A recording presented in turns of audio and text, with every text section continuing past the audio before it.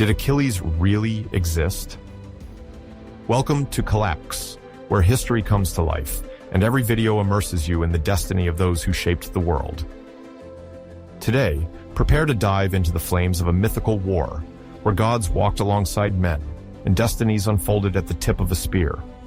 At the heart of this tumult, one name resonates with the fury of battles: Achilles, the greatest of warriors, the son of Thetis and Peleus, the man with the fragile heel and the devastating wrath. Hero of the Iliad, scourge of the Trojans, embodiment of glory and loss, he crosses the centuries as a silhouette of fire and blood. But behind the myth and the songs of Homer, a question remains. Did Achilles really exist?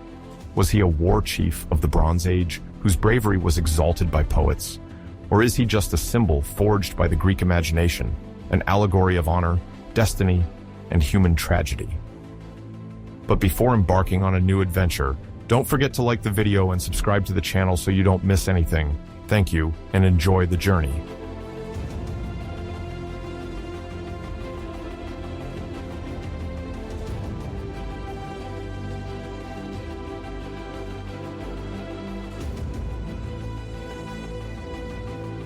Towards the end of the second millennium, before Christ, between 1300 and 1100. Before Christ, the world was undergoing a period of profound changes heralding the end of the late Bronze Age. This era was characterized by vast trade networks connecting multiple continents, imperial powers competing for control of strategic resources, and technological innovations transforming warfare, craft production, and societal organization. In this global panorama, each region experienced its own dynamics, sometimes interconnected in surprising ways. Exchanges of copper and tin, necessary for bronze production, wove a complex web around the Mediterranean, the Near East, and far beyond. At the same time, empires like New Kingdom Egypt and the Hittite Kingdom clashed to consolidate their spheres of influence, while a still nascent Assyria dreamed of expansion.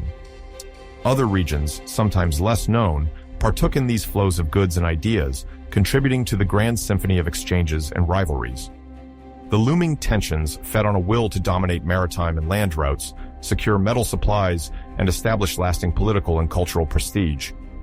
While abrupt natural upheavals, population migrations, and the collapse of certain kingdoms contributed to the crisis, each geographical space brought a piece of the broader history being written.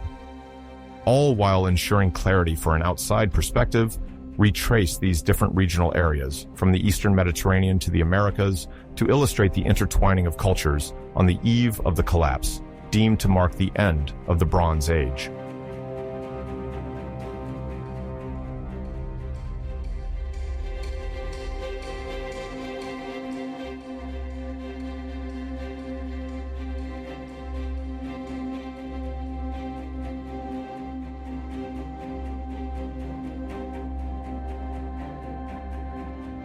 In the Eastern Mediterranean, we see the emergence of major protagonists. The New Kingdom of Egypt, established following great pharaohs, such as Amenhotep III in the 14th century before Christ and Ramses II in the 13th century before Christ, controls a large area encompassing the Nile Valley up to the Levant. Its influence extends over part of Phoenicia and Canaanite cities, ensuring the Egyptians access to strategic ports and international trade. Facing it is the Hittite Kingdom, whose political heart is located in central Anatolia, in the region that corresponds to present-day Turkey. The Hittites, powerful in the art of war and diplomacy, seek to preserve their northern borders against other Anatolian peoples while establishing themselves to the south, notably in northern Syria, contested with Egypt. Negotiations and confrontations punctuate relations between these two superpowers.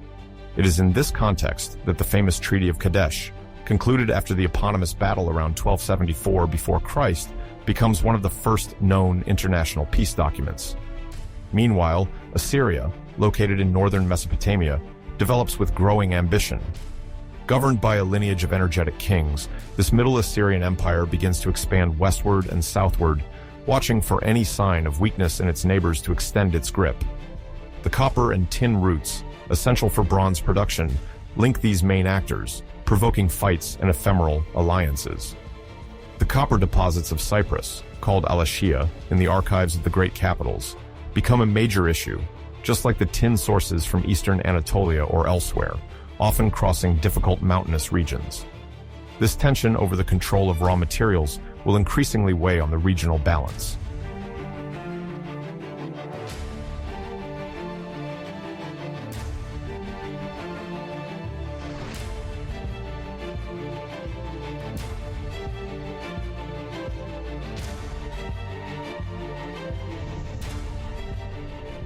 Further northwest, around the Aegean Sea, the Mycenaean palaces experienced their golden age before sinking into a crisis that will mark collective memory. The Mycenaeans, heirs of the Minoan civilization of Crete, developed over the 14th and 13th centuries before Christ a sophisticated palatial system in which art, architecture, and bureaucracy, notably attested by Linear B writing, testify to a complex organization. Mycenae, Pylos, Tiryns, and Knossos in Crete are among the prominent sites. Authority is concentrated around a ruler, often designated by the term wanax, who controls not only local trade, but also maritime networks extending up to the Adriatic and possibly further. Mycenaean ships sail the seas to exchange oil, wine, textiles, and pottery for raw or worked metals. However, towards the end of the 13th century before Christ, a slowdown occurs, possibly linked to internal tensions, the multiplication of maritime raids, or the arrival of new population contingents, sometimes identified with the sea peoples in Egyptian sources. The palaces begin to collapse, victims of fires or abandonments. This gradual collapse precipitates the entire Aegean basin into a phase of retreat, significantly reducing the volume of exchanges on which Mycenaean prosperity was previously based.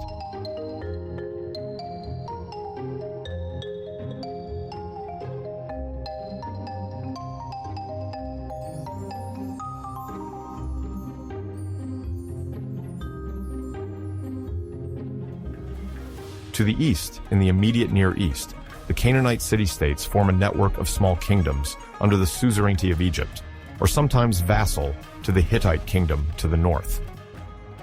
Since around the 17th century before Christ, these cities, established along the Levantine coast or inland, have thrived thanks to their agriculture, maritime trade, and artisan workshops. Centers like Tyre, Sidon, Byblos, or Arwad organized themselves according to external pressures, seeking in turn the protection of the pharaoh or the great Hittite king. Among them, Ugarit occupies a special position. This port city, located not far from present-day Latakia in Syria, becomes from the 14th century before Christ onwards a commercial pivot of first importance. Its merchant fleet sails the Mediterranean, trading luxury goods, copper ingots, tin, and various foodstuffs. The tablets found in Ugarit, written in several languages including Ugaritic, Akkadian, Hurrian, and Hittite, attest to its cosmopolitan nature. Yet despite its prosperity, the city will be brutally destroyed around 1190 before Christ, marking one of the most striking episodes of the general crisis at the end of the Bronze Age.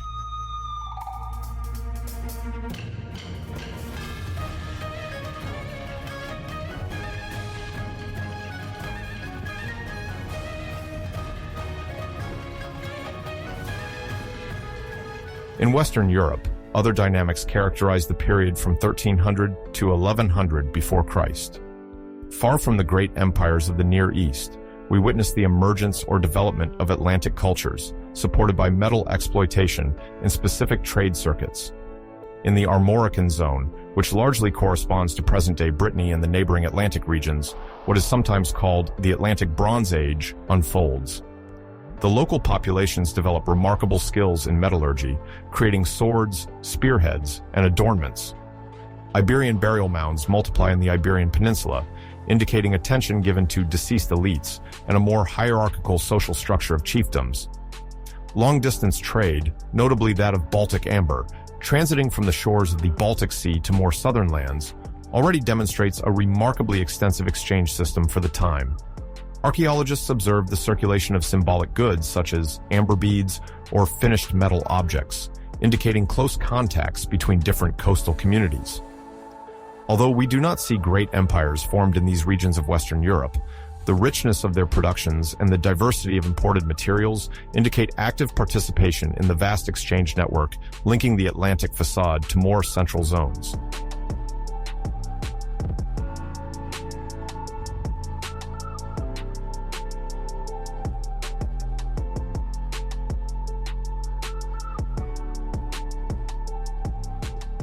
South of the Sahara in Africa, the period between the 14th and 12th centuries before Christ is not free of major transformations.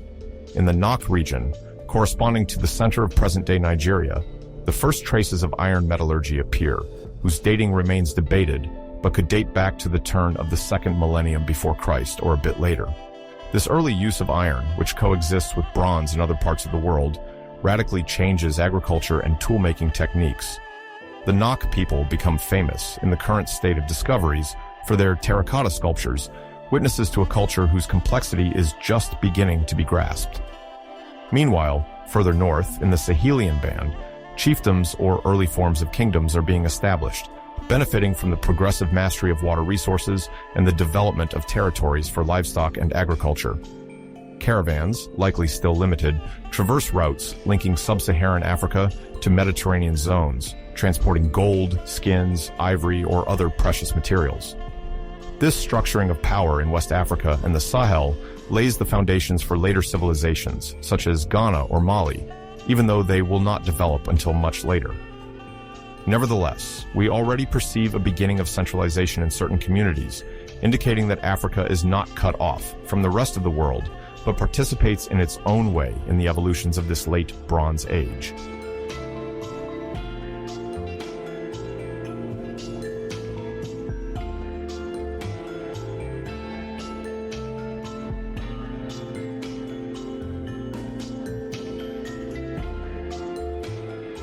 In Central Asia and the Eurasian steppes, the Indo-Iranian expansion progresses rapidly, supported by mastery of horse breeding and the construction of light chariots. Steppe cultures, like the population sometimes referred to as Andronovo, in a broad area covering northern Kazakhstan and part of southern Russia, perfect the art of riding and equestrian combat. Horses, already domesticated for centuries, are now used more systematically for warfare and transport over long distances. This diffusion of horseback riding not only transforms the mobility of pastoral communities, but also exerts increasing pressure on neighboring sedentary farmers.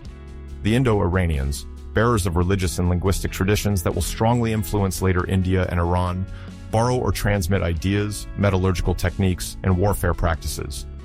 It is assumed that their advance may have created tension zones in border regions, perhaps contributing to the destabilization of certain sedentary kingdoms. Moreover, the steppe is not an isolated desert. Proto-Silk Road exchange routes, for instance, ensure the circulation of metals, prestige objects, and racehorses. The impact of these migrations ultimately plays a role in the cultural and political recomposition of several Asian regions, shaping the ethnic composition and leading to new forms of military organization.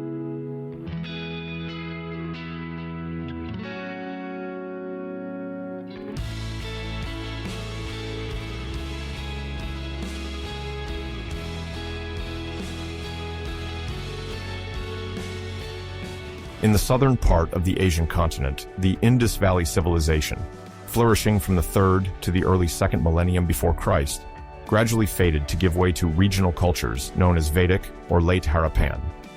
The great grid-planned cities, such as Mohenjo-daro or Harappa, which had thrived thanks to an ingenious system of urban planning and a vast network of exchanges extending to Mesopotamia, experienced a decline whose causes remain debated: climatic changes, shifts in river courses, political upheavals, or the arrival of new Indo-Aryan groups in the northwest of the Indian peninsula. The period from 1300 to 1100 before Christ saw the development of multiple kingdoms or principalities with the rise of the Vedic tradition, carried by priests specialized in sacrifice and the recitation of sacred hymns in archaic Sanskrit. The use of bronze remained common, although the use of iron became increasingly significant towards the end of this period, especially in the Gangetic Plain. Internal exchanges continued, connecting these territories with Central Asia and Iran, from where new ideas and technologies sometimes originated. The commercial fabric relied on agriculture, pottery craftsmanship, and small livestock, without reaching the centralization that the great cities of the Indus had at their peak. Each river basin, whether the Ganges, the Yamuna, or other rivers, then became a hub of regional development, ready to interact with more distant routes when they presented themselves.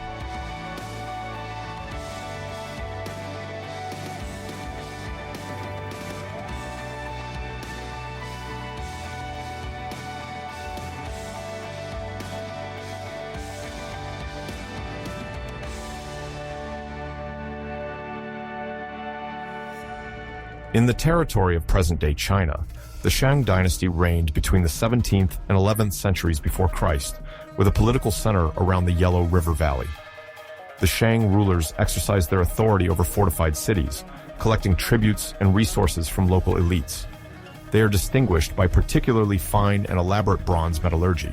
Ritual vessels intended for ceremonial uses and offerings to ancestors are cast in complex molds, featuring animal motifs such as the Tao Te, with religious and political significance. Oracle bone script, used for divinatory inscriptions on bones or turtle shells, reveals an already advanced writing system where diviners consult ancestors or spirits to guide royal decisions. Despite the geographical distance from the Near East, Shang China is not entirely isolated from Inner Asia. Contacts, perhaps via nomadic intermediaries, link it to territories beyond the Great Wall of the time, foreshadowing what would later become trade routes to the West and Central Asia. The Shang had to contend with sometimes hostile neighboring tribes or states occupying Shandong or other regions, maintaining constant military vigilance. The reserves of copper and tin found in several areas of China nevertheless ensured a relative autonomy in bronze production, granting the dynasty a significant technical and symbolic advantage.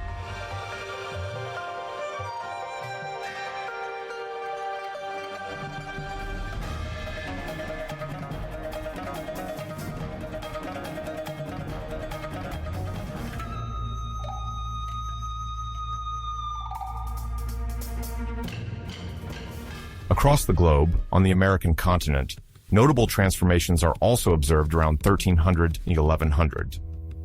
Before Christ, better understood thanks to modern archaeology, certain cultures emerge or consolidate. In Mesoamerica, an early Olmec horizon is identified, notably around the site of La Venta, located in the present-day state of Tabasco, Mexico. The Olmecs, often considered the mother culture of the region, developed monumental architecture, platforms, truncated pyramids, and colossal stone sculpture like the famous Olmec heads. They also establish a complex ideology associating deities, dynastic power, and elaborate rituals. Their economy is based on maize, fishing, and the trade of products such as rubber or jadeite transported over land and river networks that link the Gulf of Mexico to other Mesoamerican regions. The exchange of luxury items, like jade votive axes, testifies to the Olmec's ability to influence areas sometimes far away, thus laying cultural and stylistic foundations taken up by later Mesoamerican civilizations. Further south, in the Andes of Peru, the Cupiznique culture appears on the northern coast, sometimes predating and sometimes linked to the Chavin civilization. Andean communities of this period begin to construct temples, craft distinctive ceramics, and forge links between the coast and the Sierra, mobilizing llama caravans to transport salt, textiles, shells, and other precious goods. Although the upheavals of the Near East do not directly reach these American societies, they nevertheless evolve within an independently developing context that favors the structuring of local power and the establishment of increasingly extensive coastal networks. Populations of fishermen, equipped with rudimentary vessels, navigate the Pacific coast and participate in the circulation of goods. While the Olmec culture lays the foundations of a major artistic and religious tradition, the Andean populations move toward the formation of more organized cultural complexes, which will thrive despite the geographical constraints imposed by altitude and terrain.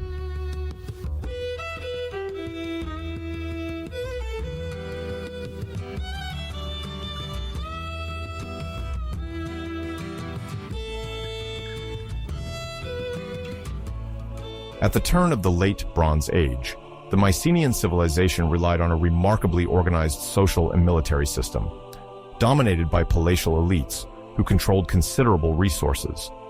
At the heart of this hierarchy was the figure of the Wanax, a supreme ruler endowed with religious, political, and military authority. His palace, often fortified and architecturally centered around a central courtyard, represented the nerve center of a territory, whose production, distribution, and military mobilization he administered. As a protective figure of the people and guarantor of the worship of the gods, the Wanax embodied the most absolute embodiment of Mycenaean power. To assist in his duties, a second dignitary, known as the Lawagetas, coordinated the military effort across the kingdom. Through his direct influence on the armed contingents, he reinforced military cohesion and supported the ruler in campaigns or defensive operations. For these elites, the warrior function and spiritual role went hand in hand, as the legitimacy of the high command also rested on divine benevolence, invoked during rituals organized within the palatial enclosure. This synthesis of political and religious power, visible in most major centers such as Mycenae, Tiryns, or Pylos, aimed to cement the unity of the people around a single leader.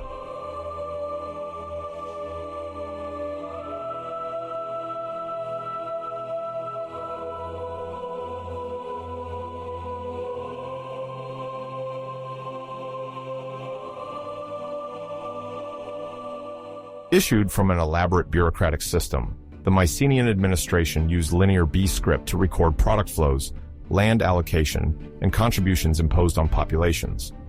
On hundreds of clay tablets, carefully maintained in palace archives, scribes recorded grain rations, the quantity of livestock, and the number of workers attached to the royal estates.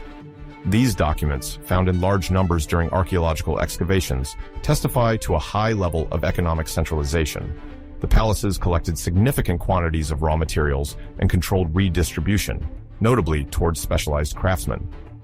This management form involved a hierarchy of officers devoted to the Wanax, as well as a pyramidal structure linking various local participants.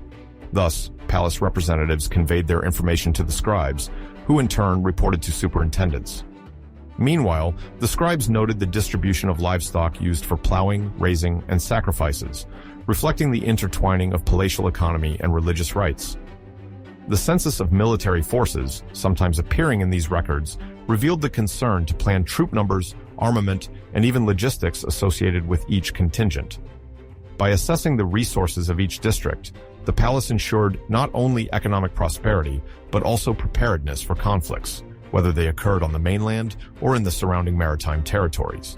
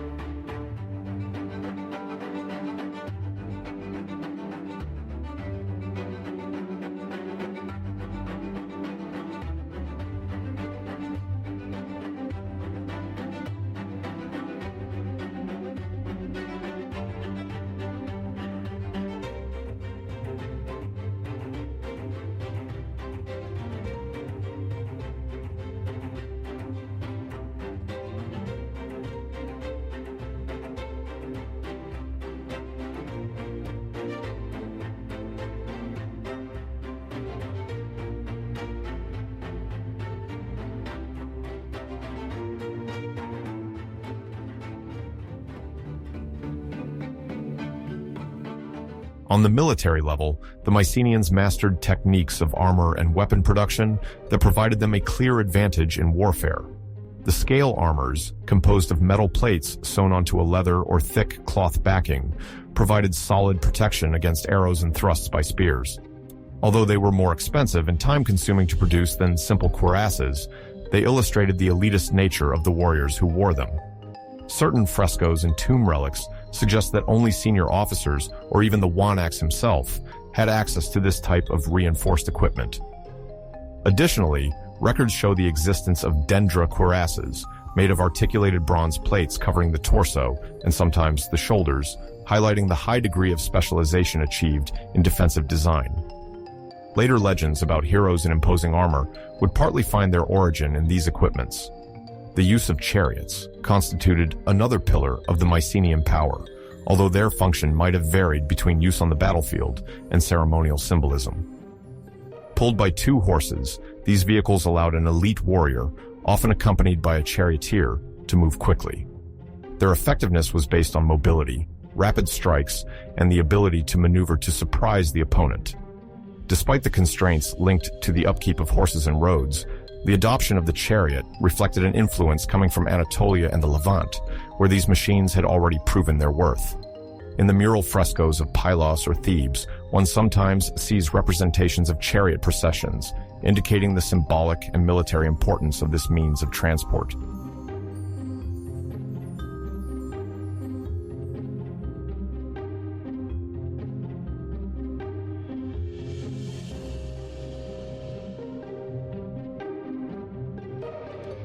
The Mycenaean military domination was also illustrated by the dissemination of sophisticated weapons, such as the long-bladed Naue-2 swords. Probably introduced from Central Europe or the Danube region, they were characterized by a robust blade and a pommel that combined solidity and balance. This more resistant design facilitated thrusting as well as slashing, offering tactical flexibility to the warrior. Aristocratic tombs sometimes contained finely decorated examples, proving that these swords not only had a functional aspect, but also a symbolic prestige. Compared to older riveted tang swords, the Naue-2 offered better durability, a determining factor in repeated confrontations. Through trade and plundering, this type of weapon spread throughout the Aegean, increasing the reputation of the Mycenaeans as masters of advanced weaponry. The first examples of these long blades may have appeared in the Mycenaean arsenal as early as the 14th century before Christ, as attested by some funerary finds. The multiplication of archaeological sites revealing Naue-2 swords indicates that this design quickly took root, notably through the exchange of expertise between local blacksmiths and itinerant craftsmen. Associated with bronze-tipped spears and finely hammered daggers, these foreign-made swords further enhanced the military superiority of palace troops. The myth of a Greece dominant on sea and land finds an echo in this combined use of imported innovations and local expertise, thus forming an integrated armament system.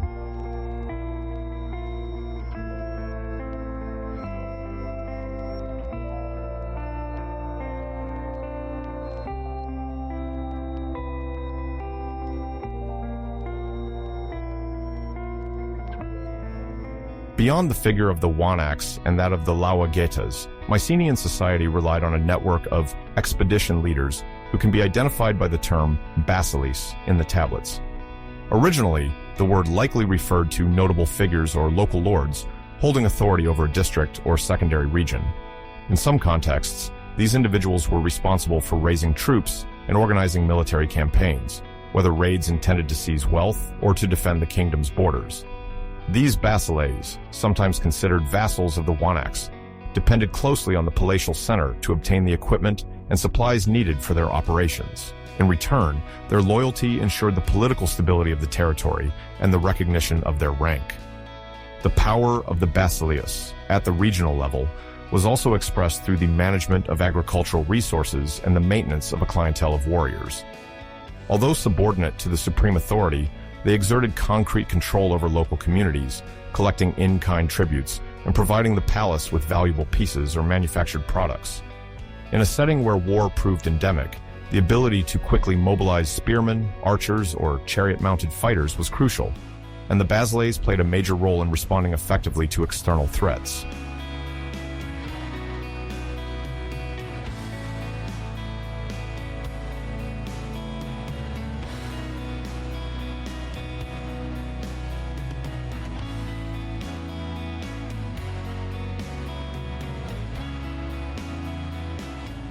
In this hierarchical configuration, vassalage was manifested through reciprocal commitments.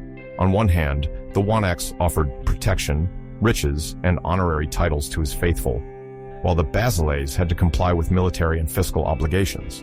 The linear B tablets hint at a concerted system of levies, supply of materials, and grants of land, all indicators of the intertwining of administrative power and social control. It should not be imagined as passive obedience. The basileis had regional leeway, could form their own matrimonial alliances, and strengthen their positions through displays of force. The palaces tolerated this relative autonomy as long as the global order remained intact and the Wanak's authority was unchallenged. In return, the local dignitaries secured a form of official recognition, which allowed them to consolidate their influence for future generations. During distant expeditions, a basileus could thus gain renown, helping extend the sphere of influence of his district before bringing back booty and prisoners to the palace. This dynamic of mutual assistance and rivalry maintained a permanent emulation, reinforcing the overall military power of the Mycenaean civilization.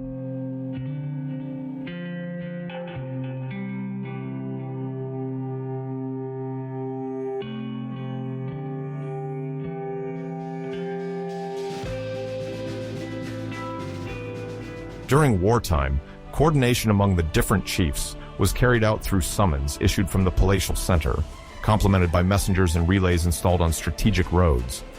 The basileis would converge with their men toward a gathering point, where the presence of the lauagetas, or sometimes the Wanax himself, would validate the battle plan. Mycenaean armies could then combine several contingents, each specialized in a type of combat: light chariot cavalry, heavy infantry equipped with scale armor, and archers hailing from coastal regions.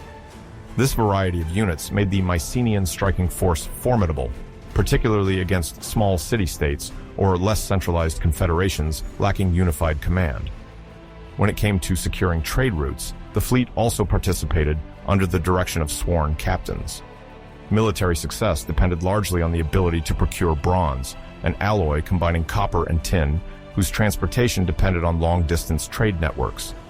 The palaces knew how to take advantage of their contacts to import these essential metals for the manufacturing of weapons and armor, while developing opportune diplomatic relations, even treaties, with other powers in the eastern Mediterranean.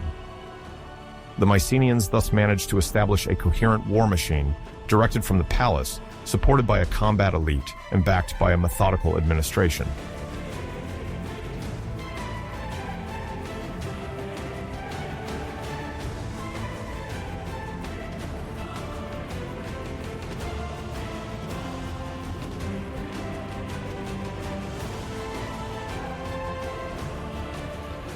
Within the palatial world, the rise of bronze metallurgy relied on specialized workshops that benefited from the material and human support of the state.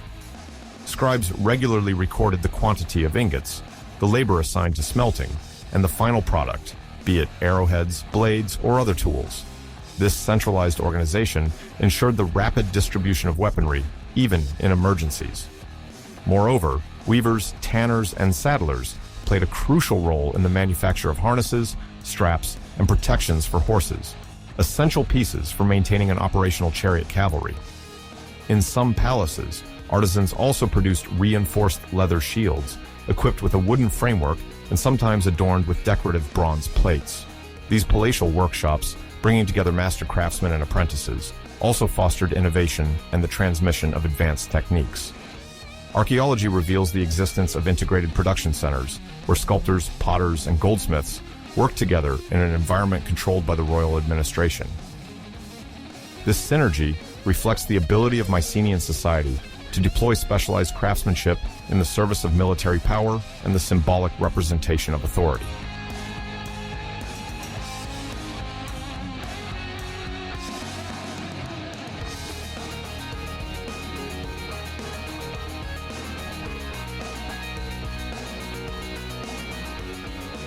Under this high palatial command, the rural population, often composed of free farmers or dependents, contributed to the military effort by providing provisions and labor.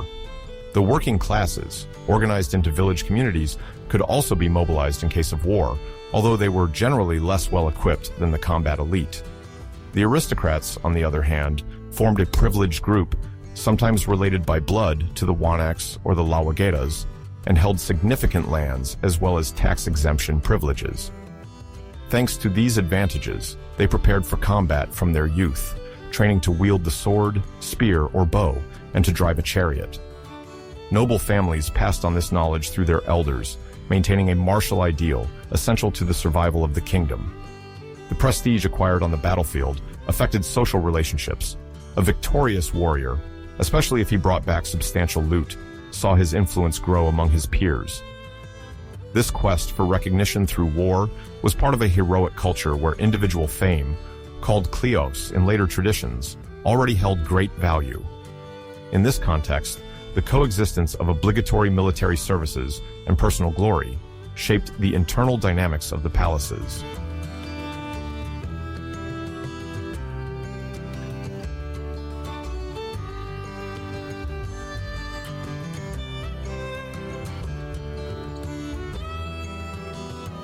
War-related rituals often took place within the sacred precincts of the palace, where the Wanaks or the Lawagetas offered sacrifices to the deities to gain their support.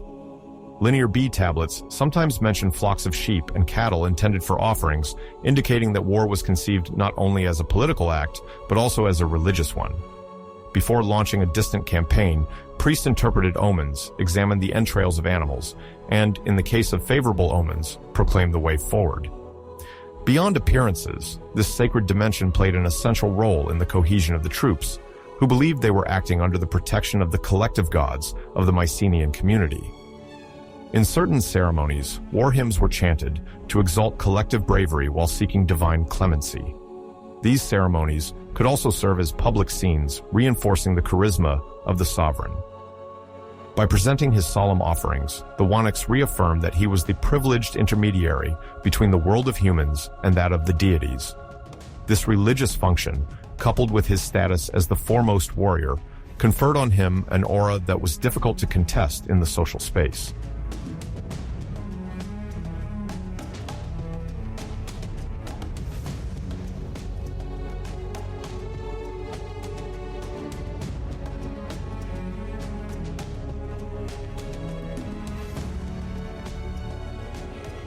Concerned with maintaining a balance between military conquests and economic stability, the Mycenaeans sometimes established friendship agreements with certain neighboring cities or regions. The palaces would then send emissaries tasked with negotiating the sending of tributes or the symbolic recognition of the Wanaks' sovereignty. In exchange, these communities benefited from military protection against raiders or other emerging powers. Sometimes, diplomatic marriages would unite the Mycenaean aristocracy with local elites, thus sealing lasting alliances. The tablets do not provide an exhaustive account of these dealings, but the geopolitical stature of major centers, like Mycenae or Pylos, suggests an influence that extended well beyond the mere borders of the Argolid or Messenia. Naval power, also attested by shipwrecks and remains of vessels, could support these strategies. The dispatch of light triremes or armed merchant ships allowed securing or threatening ports, depending on the objectives set by the palace. The Mycenaeans, aware of the importance of maritime networks, often ensured the cooperation of coastal populations to develop their fleets, offering in return a privileged status to those who excelled in the art of navigation.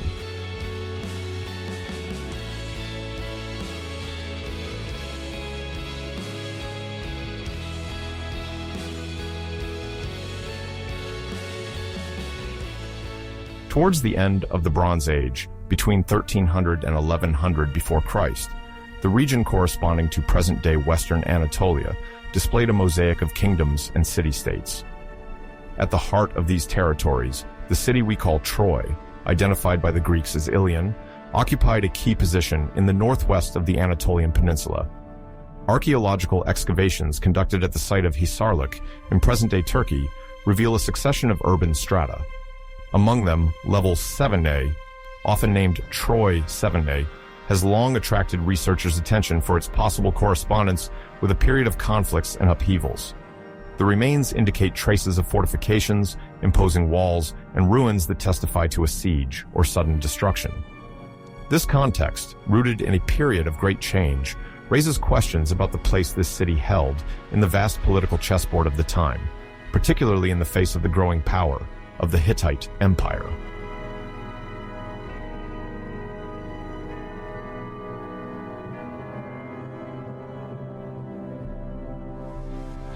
Named Ilion by later Greek sources and called Wilusa in some Hittite documents, the city seems closely linked to the imperial dynamics that then unified part of Anatolia and extended to the shores of Syria. The archives unearthed at Hattusa, the Hittite capital located in central Anatolia, indeed mention a kingdom named Wilusa, which appears in several vassalage treaties. Among these texts is the one designated as the Treaty of Alexandru, an agreement drafted in the 13th century before Christ. The document establishes the reciprocal obligations between the sovereign of Wilusa and the great king of Hatti, specifying the duties of allegiance and protection. This reference suggests that the region around present-day Troad was not isolated, but well integrated into the Hittite sphere of influence, much like other principalities in Asia Minor.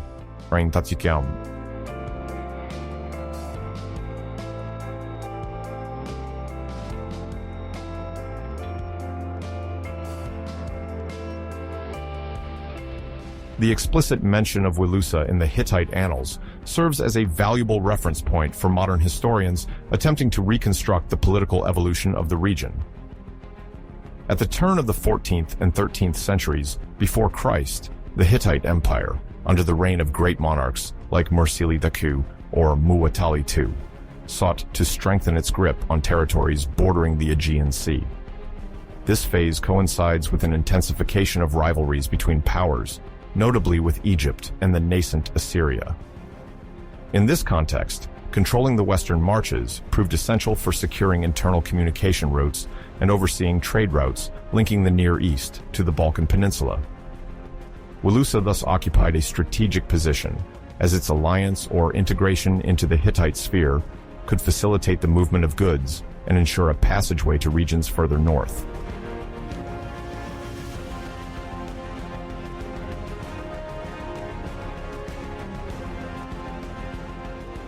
Archaeological research conducted at the site of Troy has uncovered several levels of occupation corresponding to different periods. Level 7A, which dates chronologically to the late 13th century before Christ, shows significant alterations, with reinforced defensive structures, more compact dwellings, and evidence suggesting external military pressure. The walls, heightened in places, indicate a constant concern for protection, while some gates appear to have been narrowed to better control access. These adjustments suggest that the local elite feared attacks from either the west or the south, where other competing powers could emerge. Although the exact correlation between Troy 7a and the Hittite Wilusa remains subject to debate, the coincidence of dates and the diplomatic mechanisms discussed in the Treaty of Alexandru support the hypothesis of a plausible identification.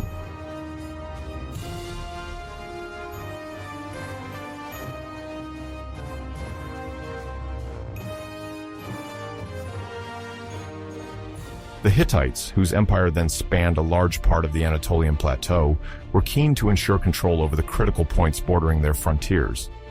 The diplomacy employed in vassal treaties consisted of establishing mutual obligation ties with local kings who agreed to support the great king's policy in exchange for relative autonomy and protection against potential invaders. In the case of Wilusa, this policy might include privileged access to agricultural and pastoral resources, as well as to a potentially useful port network for the Hittite Empire, always in search of raw materials from farther afield. The city's location, near the Aegean coast and at a crossroads of land routes, offered a definite advantage for anyone wishing to expand their trade or assert their authority in the northwestern tip of Anatolia.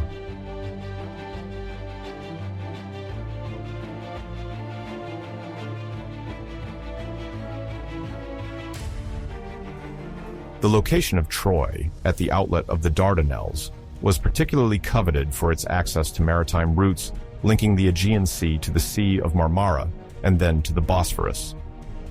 The Dardanelles, also known as the Hellespont in ancient Greek, form a narrow corridor between Europe and Asia, a true compulsory passage for many navigators of the time. Whoever held a solid base on this strait could control trade, collect taxes on cargoes, and establish a decisive military presence. Further north, the archaic Bosphorus then led to the Black Sea, a region rich in grains, metals, and precious woods.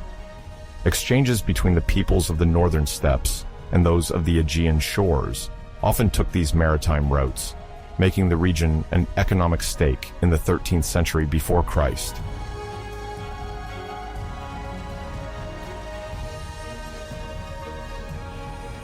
At the crossroads of land and maritime routes, the Troad region served as a hub for the flow of goods and people.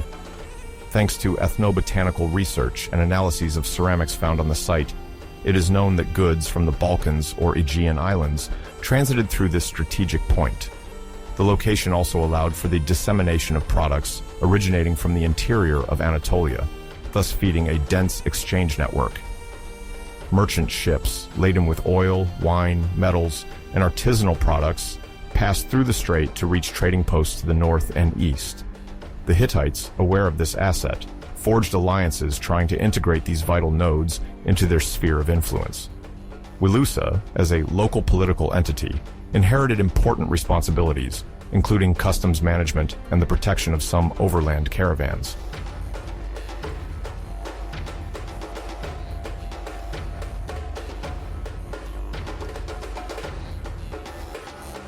Commercial exchanges from earlier times did not disappear altogether, as even before the emergence of the Hittites, the Aegean coast of Anatolia already maintained contact with Minoan Crete and the Mycenaean kingdoms. In the 13th century before Christ, the Hittite presence added an imperial dimension to these transactions, which could facilitate the larger-scale transport of precious goods like tin, copper, or luxury textiles. The artisans of Troy, for their part, could benefit from a broader market, selling their pottery, weapons, or agricultural products to regions controlled by Hattusa. The Treaty of Alexandru, by setting the terms of peace and collaboration, supposedly ensured a certain political stability, an essential condition for the continued flow of goods. However, this did not guarantee lasting peaceful balance, as tensions could resurface whenever a local or foreign power sought to challenge Hittite domination.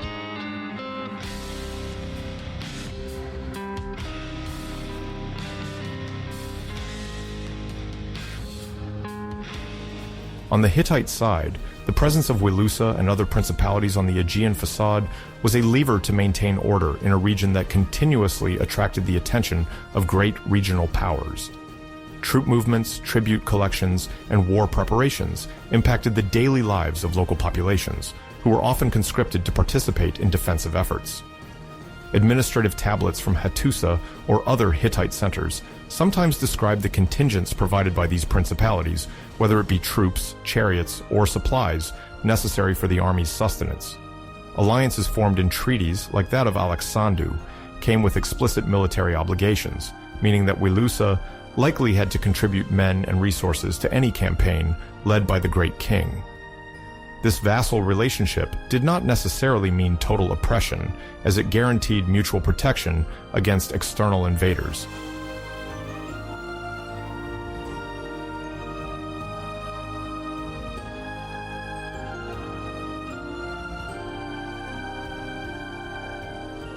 Culturally, Wilusa's proximity to the Aegean world made it receptive to Mycenaean influences, while its political attachment to the Hittite Empire favored an openness to Anatolian traditions. Excavations have uncovered elements of mixed material culture, such as pottery bearing both Mycenaean and local characteristics.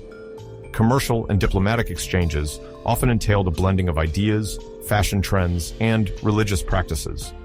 For instance, there are remains of sanctuaries that may exhibit syncretisms between Hittite cults and deities venerated on the Aegean coast. This hybridization reflects the complexity of a crossroads region, where local identity had to incorporate influences from at least two major poles of the Late Bronze Age. Hittite texts emphasize loyalty to the great king, but the local reality could be more nuanced.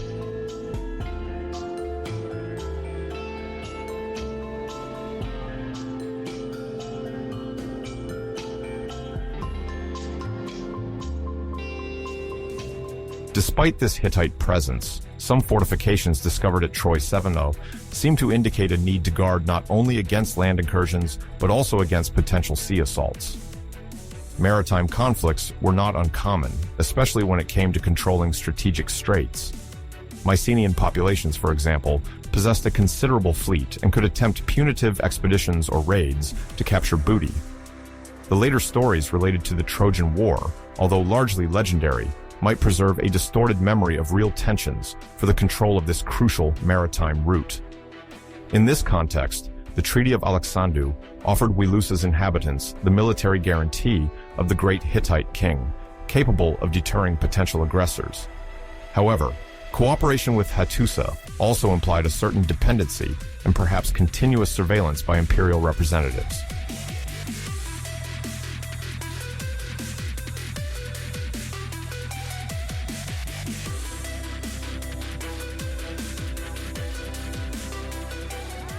The genesis of the Trojan cycle, a collection of various epic poems centered on the Trojan War and its consequences, has its roots in the oral tradition of Mycenaean Greece. During this ancient time, estimated between the 15th and 12th centuries before Christ, courts and aristocratic homes hosted professional singers, the Aoidoi, tasked with transmitting tales of past exploits. These men, whose name is derived from a Greek word meaning to sing, left no written records. Their knowledge was passed down through memory and recitation, fueled by the desire to glorify noble lineages, celebrate military victories, or recount the founding of cities. The sound environment at the time, with the rhythmic repetition of verses and musical insertions, made it easier for the audience to retain these stories. Thus, the Aoidoi were much more than mere performers. They shaped and enriched over generations a vast mythical historical repertoire whose outline forms the embryo of what would later be called the Trojan cycle.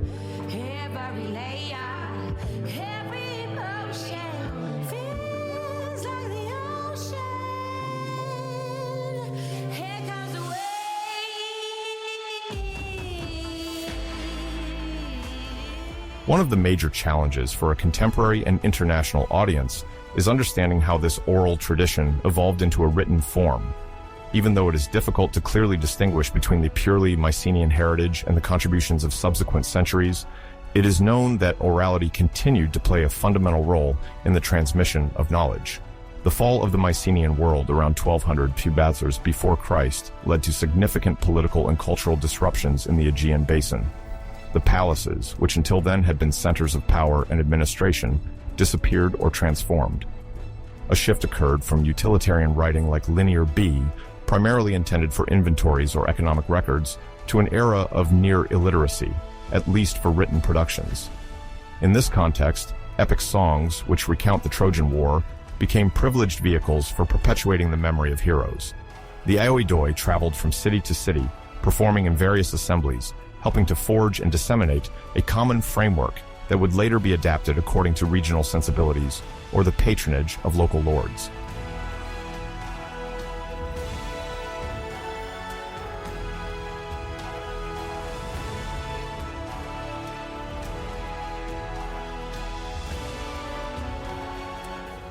Over the centuries, a gradual political and social stabilization emerged in Greece. Around the 8th century before Christ, Greek culture restructured, while assimilating some Oriental influences thanks to trade exchanges with neighboring kingdoms in the Eastern Mediterranean. It is in this context, sometimes called the Greek Renaissance, that the epic tradition experienced a decisive turning point. The appearance of an alphabetic writing system, partly inherited from the Phoenician system, made it possible to write down long poems. The figure of Homer, traditionally placed in the 8th century before Christ, becomes central to this evolution. Whether or not Homer existed as a single poet remains a debate, but this name is associated with the written fixation of two great epics, the Iliad and the Odyssey. The former, in particular, recounts a crucial episode of the Trojan War, the wrath of Achilles and its repercussions during the 10th year of the siege. Considered one of the oldest works of Western literature, the Iliad seems to draw directly from the oral material bequeathed by the Aoidoi, while reflecting the social and political issues of a transforming Greece.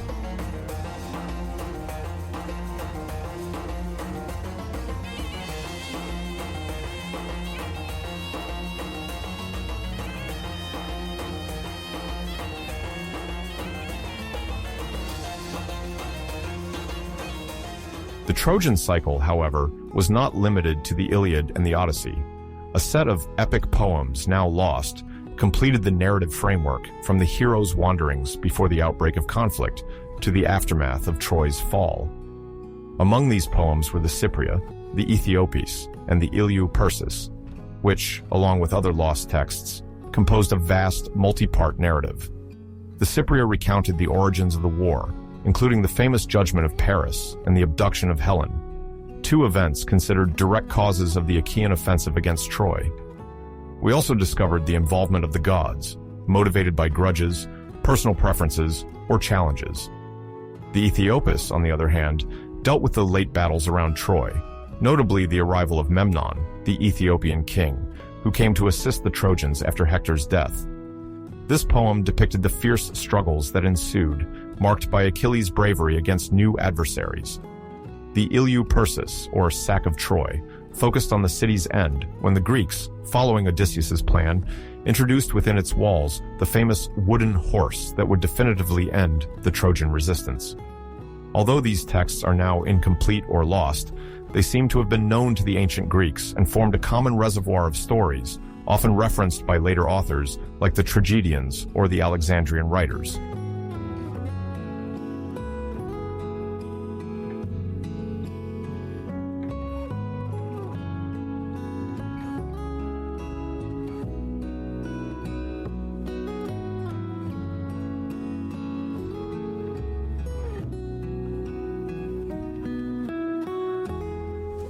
If the Iliad has reached us in almost its entirety, it is because a large part of the oral tradition was set down in a relatively stable form as early as the Archaic period. To grasp the subtleties of this dating, one must refer to the linguistic and stylistic analyses conducted by philologists. Experts observe in the text of the Iliad the coexistence of various Greek dialects, mainly combining Ionic and Aeolic, a mix that attests to the successive contributions of performers from different regions. The verses of the Iliad adhere to the dactylic hexameter, a form particularly suited to singing and recitation. This complex combination of fixed expressions, repetitive epithets, and recurring motifs confirms that the epic draws upon an oral archaism. For instance, it features ritual formulas to evoke the gods, celebrate a hero, or describe the gleam of the dawning light.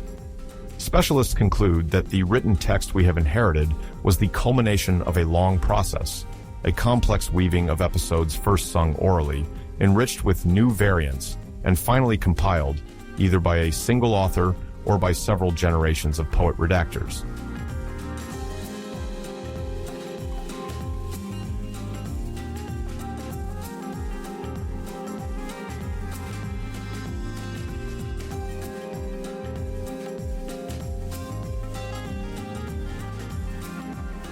When we talk about the language of the Iliad, we generally refer to this blend of dialects known as Homeric dialect, a poetic idiom that was never spoken as such by a specific population, but which represents the literary synthesis of regional traditions. This language served almost exclusively for the epic and was formed according to rules sometimes distant from ordinary grammar. Storytellers, to memorize these tens of thousands of verses, relied on repetitive structures. This explains the frequency of formulas such as swift-footed for Achilles or bright-eyed for Athena. These expressions, repeated throughout Homeric poetry, provided a mnemonic framework. The precise dating of the Iliad remains the subject of heated debate among historians and philologists. Estimates often converge around the 8th century before Christ, while others suggest that the version we read today was completed or retouched until the 7th or 6th century before Christ, when Greek city-states organized their cultural life around large public contests, such as those held in the Ionian region.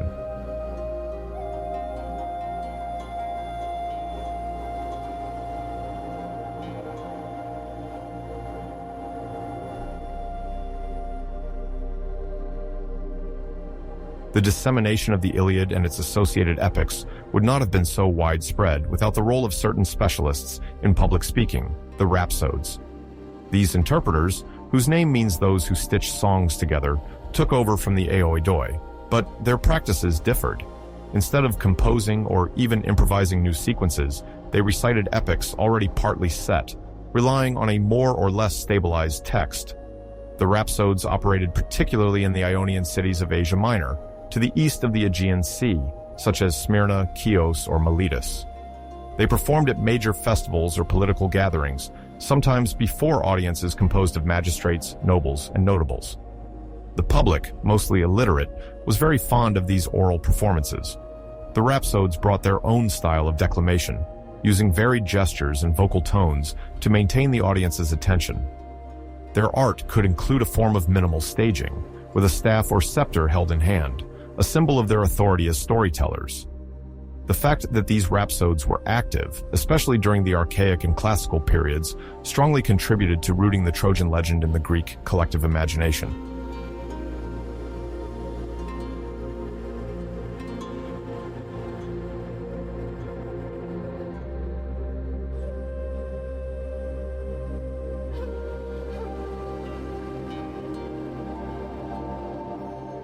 Poetic contests, highly prized in Greek cities, encouraged rhapsodes to perfect their memory and performance as they competed for the favor of the public and judges.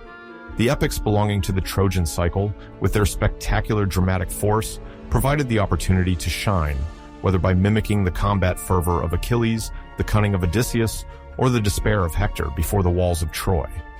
In some cases, organizers of these festivals could impose an uninterrupted recitation of the Iliad or the Odyssey, divided into smaller sections assigned to different rhapsodes taking turns. According to tradition, there might even have been official versions or editions commissioned by tyrants or cities eager to promote the epic as a shared heritage.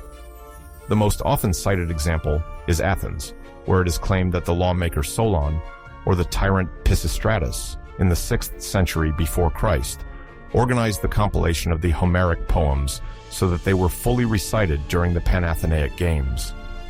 Even though the legendary dimension of this compilation is difficult to prove, it is certain that the city of Athens, in full political and cultural growth, played an important role in structuring the public recitations of the Homeric epic.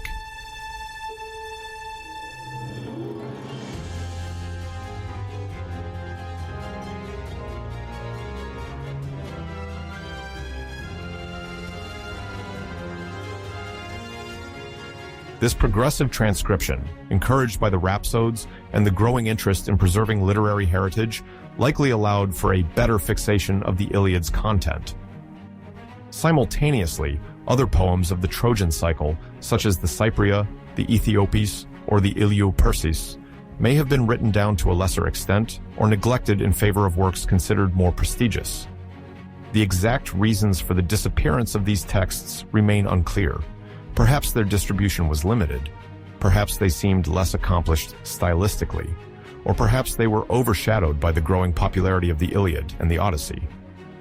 It is known that in the Hellenistic period, after the conquests of Alexander the Great in the 4th century before Christ, the Library of Alexandria in Egypt aimed to collect and classify the entire Greek literary output. The Alexandrian scholars likely had access to fragments or summaries of the lost poems, which allowed them to perform exegesis and commentary on them. However, these scholarly analyses, if they recorded them, have only survived in fragmentary form in later periods.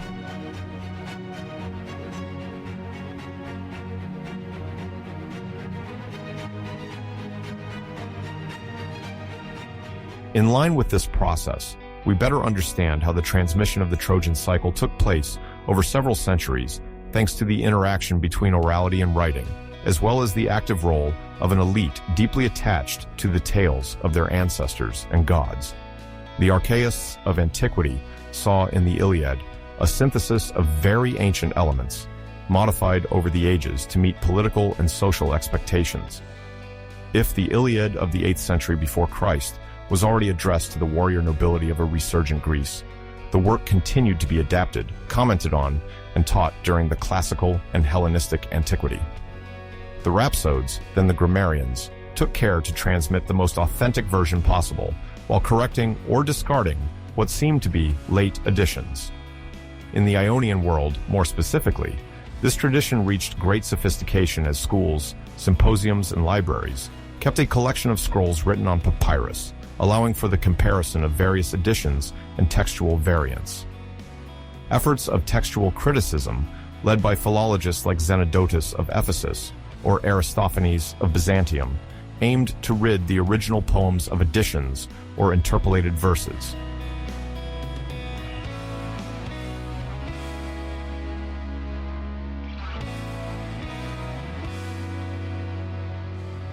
Even though the Iliad is by far the most famous example of this heritage, the other poems of the cycle played an essential role in completing the general picture of the Trojan War.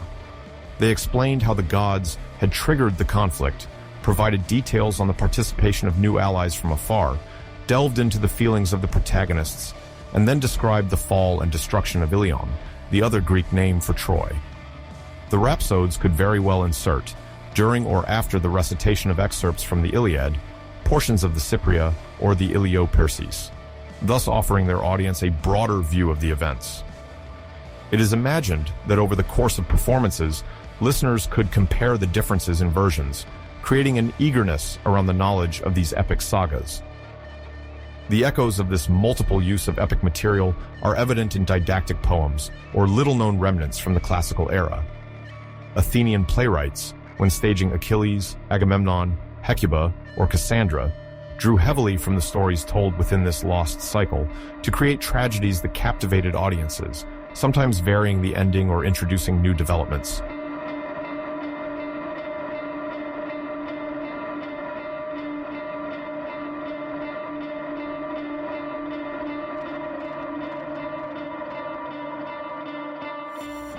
By their very structure, the epic chants that comprised the Trojan cycle carried the memory of heroic deeds, with Mycenaean origins discernible in the attention to military detail and warrior norms. These values of honor and glory, which governed aristocratic society, also served as a point of reference for the emerging elites in archaic Greece. The transmission of these chants responded to an essential need to connect to a prestigious and mythified past in order to legitimize the privileged position of major lineages. The Ionian communities, where urbanization phenomena, maritime trade, and the emergence of written laws intersect, saw in the epic a sort of cultural cement. The rhapsodes occupied a place of honor there, for by ensuring the survival of the grand epic narratives, they bolstered a collective identity that was still under construction. At banquets, tales were told of how a local aristocratic figure claimed descent from a legendary hero, seeking to reinforce their legitimacy and capture the admiration of their peers. This political use of Homeric poetry further underscored the need for reliable transmission, even if it remained subject to adaptations and re-elaborations.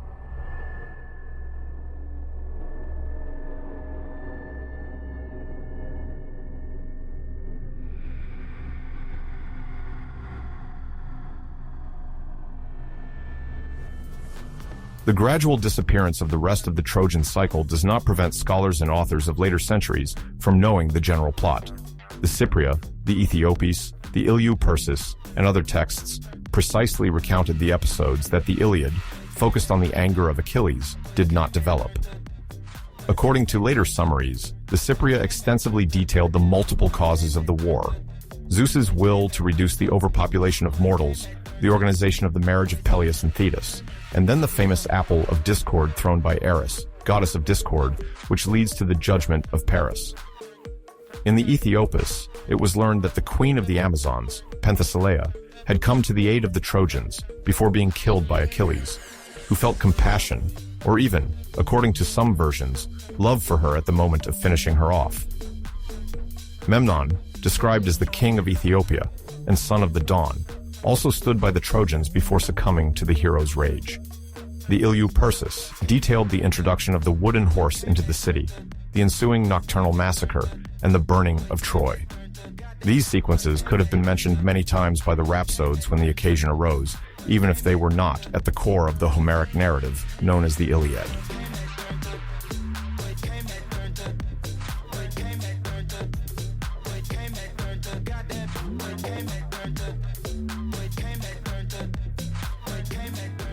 As the years passed, writing eventually dominated the literary culture, especially from the classical period of the 5th century before Christ, a period when tragedy flourished. This new form of dramatic poetry, performed in front of the audience of the cities, drew extensively from the legendary fund of the Trojan cycle. In fact, the spectators were not immersed daily in reading, as the majority of them did not have the necessary education to decipher the scrolls. Nevertheless, theatrical performances, sometimes funded by the state, allowed a large audience to become acquainted with the main lines of the myths. The knowledge of the rhapsodes was thus inscribed in a continuity where writing now offered a material support to the plots, while the dramatic spectacle reactivated the episodes before the crowd. All this contributed to the vitality of a tradition which, despite the loss of many poems, remained very much alive in the collective consciousness.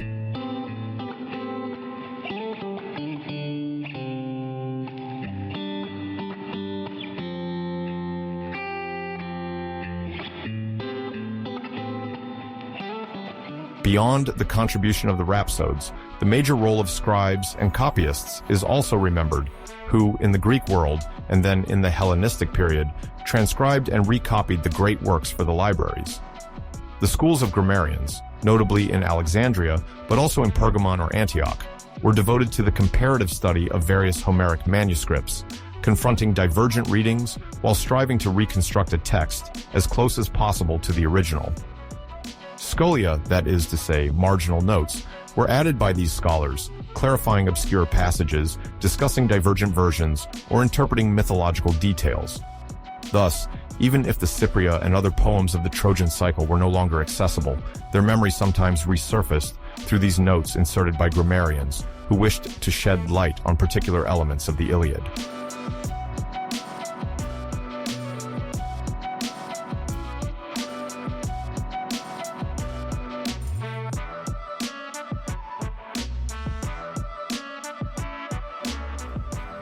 This vast enterprise of transmission has thus made the Iliad a major text for Greek civilization. It quickly became an almost sacred reference, serving as a foundation for classical Greek education. Any citizen aspiring to a literate status had to know both the content and the symbolic scope of these verses. The rest of the cycle, although gradually forgotten, remained no less present in the shadows, occasionally evoked by other literary genres, or through cult references. The cities where the heroes were said to have stayed or fought sometimes organized ceremonies in their honor, thus maintaining a living link with this epic past. The great interurban sanctuaries like Delphi or Olympia often figured on the itineraries of the rhapsodes, who took advantage of the concentration of the faithful and pilgrims to present their art. In these places, the notoriety of the Iliad was such that it could often overshadow the memory of the other poems, which were nevertheless essential to understanding the entirety of the story of Troy.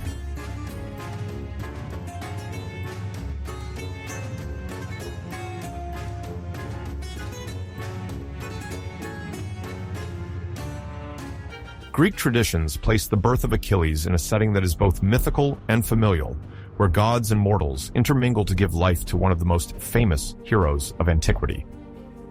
For an international audience unfamiliar with these tales, it is important to understand that Achilles' mother, Thetis, belongs to the category of the Nereids, that is, marine deities descended from Nereus, an ancient sea deity in the Greek pantheon.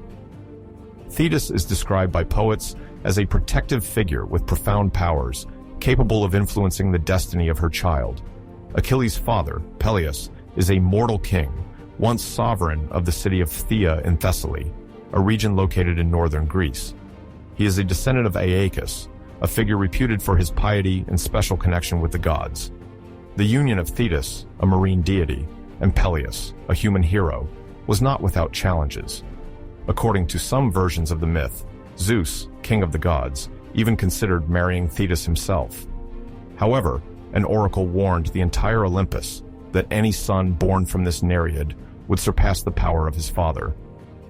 It is to avoid being surpassed that Zeus, a wise counselor despite his passions, gave up Thetis and instead arranged her marriage with the mortal Peleus, thus ensuring that the child born from this union would not threaten Olympian authority.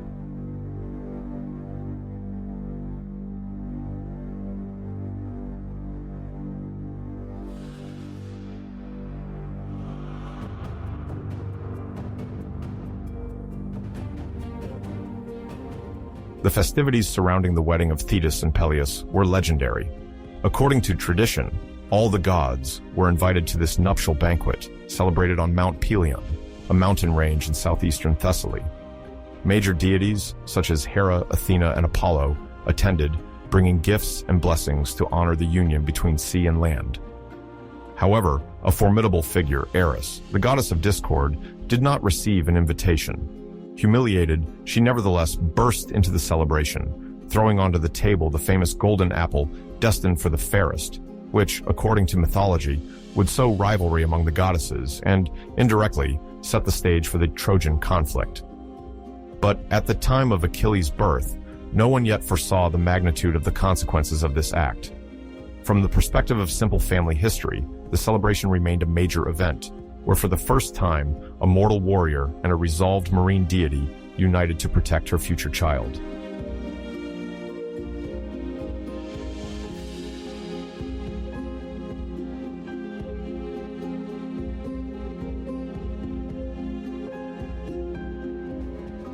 The myth tells that after these nuptials, Thetis, fully aware of the extraordinary destiny that awaited her son, undertook to make him nearly invulnerable.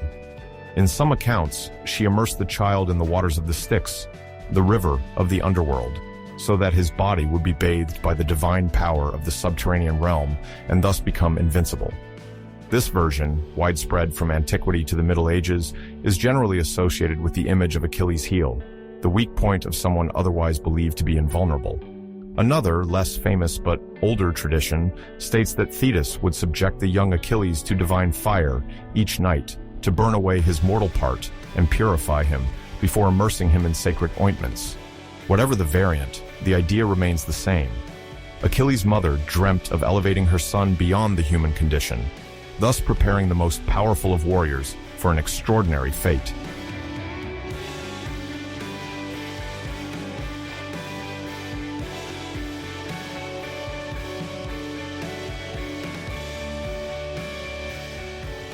Achilles' childhood unfolded in an environment that was both royal and wild.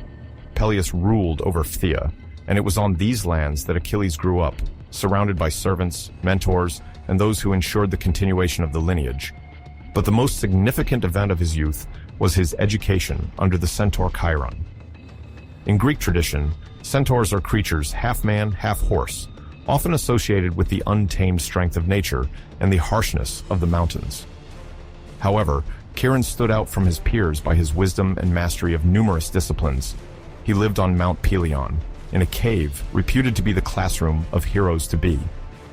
According to legend, Jason, the future leader of the Argonauts, and Asclepius, the god healer, were among his pupils. When Peleus entrusted him with the task of educating Achilles, Chiron dedicated all his knowledge to the young prince, instructing him in the art of medicine, the handling of healing herbs, and the secrets of music, a key discipline for the aristocratic culture of the time.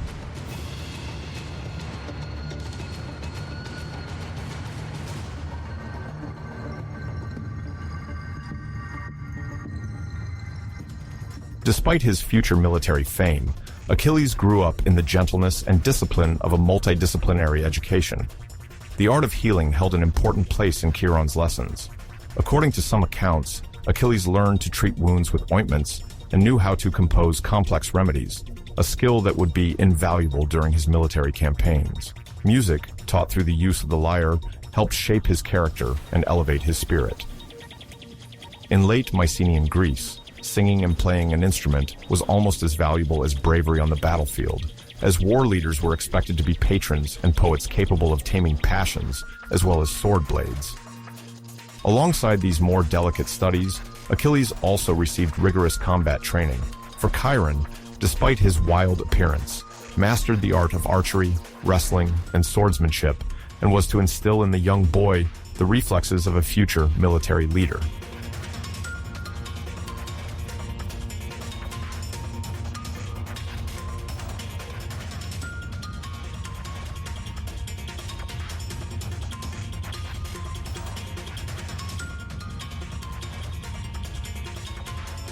The fusion of noble education and martial training produced the archetype of the accomplished hero. Some describe him as having an occasionally impulsive character, but with boundless loyalty to those he regarded as friends or comrades. He quickly became known for his unparalleled speed, both on foot and in a chariot, earning him the later nickname Achilles of the swift feet. In Greek mythology, speed holds significant martial importance because a fast warrior can avoid blows, strike first, and catch the enemy off guard. From his early adolescence, This young man thus established himself as the quintessence of the warrior, to be ready to undertake great projects.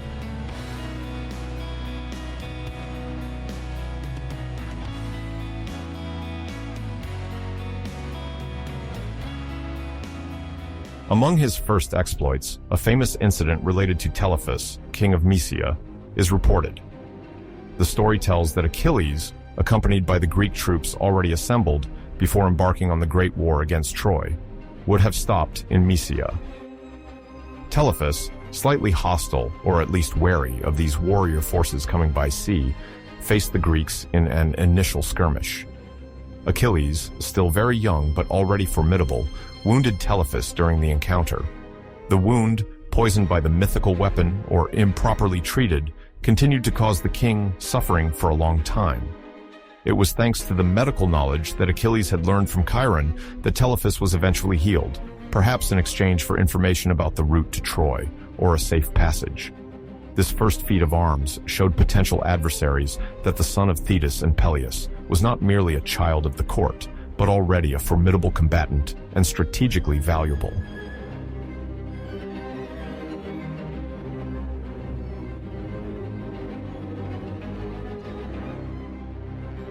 The sack of Tenedos is also mentioned as one of Achilles' early brilliant actions. Tenedos, an island located not far from the shores of Troy, was considered a strategic point for anyone wishing to conquer the region and establish a naval base. The inhabitants of the island, probably rallied to the Trojan forces or reluctant to the invasion, were reportedly taken by surprise by the Greeks, led, according to some versions, by the impetuous Achilles. This raid, besides enriching the attacking army, served as a demonstration of strength and a warning to local alliances.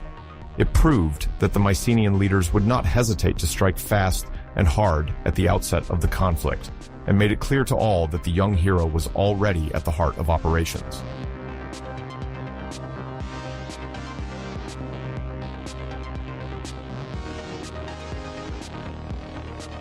However, even before these skirmishes, an episode often recounted by poets illustrates Thetis' desire to keep Achilles away from any war, and specifically from the looming Trojan War. According to tradition, Thetis knew that her son was destined for a glorious but tragic fate. To try to spare him from the oath of the Greek kings for the upcoming conflict, she sent Achilles to the island of Scyros, governed by King Lycomedes. There, to escape the eyes and emissaries of Agamemnon, the main instigator of the expedition against Troy, Achilles was disguised as a young girl and hidden among Lycomedes' daughters. In those bygone times, recognition of an individual often came through the attributes of combat or nobility derived from these ornaments, and concealed under female garments, Achilles managed to remain hidden for a while.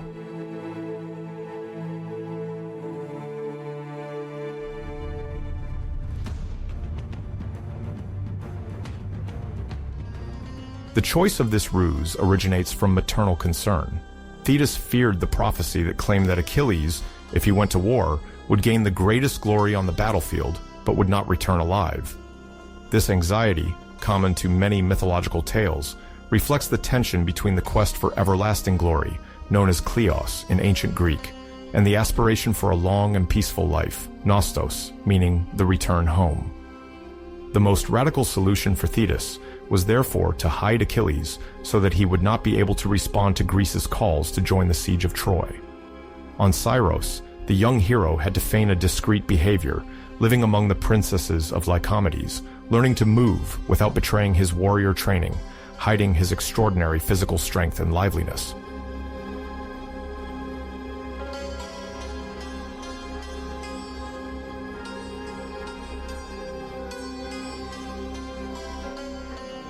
However, this subterfuge could not last forever.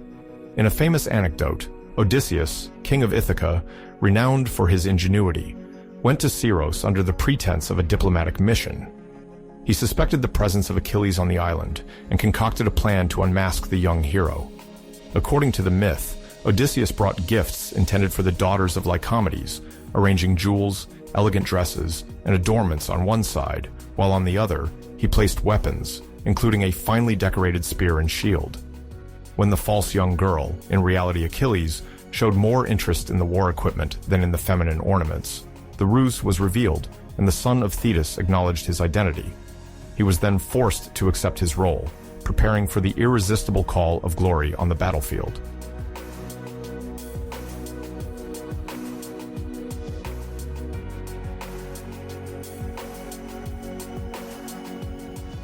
These various episodes, sometimes recounted in slightly differing versions according to ancient authors, illustrate the eventful youth of Achilles and already highlight the duality that will be imprinted throughout his life. On one hand, there is the thirst for adventure, the innate bravery, and the desire to prove his worth. On the other, there is a mother's fear, ready to do anything to keep her offspring away from war, and the young hero's own awareness that he will have to choose between two destinies: universal fame at the cost of his own survival, or longevity in the shadows without ever knowing glory. This antagonism at the heart of Achilles' saga can already be perceived in his early years, as the Greeks are slowly organizing themselves for a distant expedition.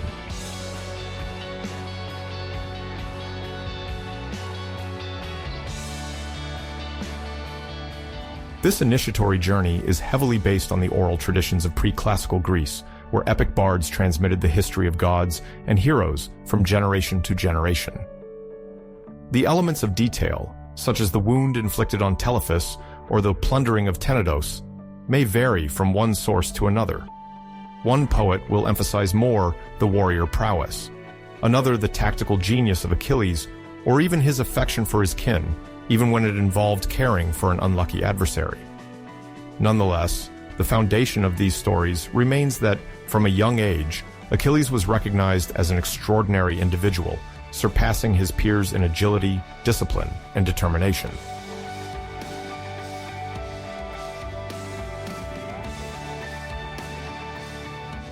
The memory of Chiron is particularly poignant in these narratives, for many heroes passed under his tutelage before shining in their own epic tales. However, Achilles represents a special case, as his destiny surpasses that of a mere king or accomplished warrior. All the omens converge to predict that his personal epic will have an amplifying effect. The son of the Nereid will not limit himself to sporadic victories, but will permanently disrupt the balance of forces in the upcoming war. This growing reputation further underscores Thetis' choice to hide her child, attempting to thwart the inevitable.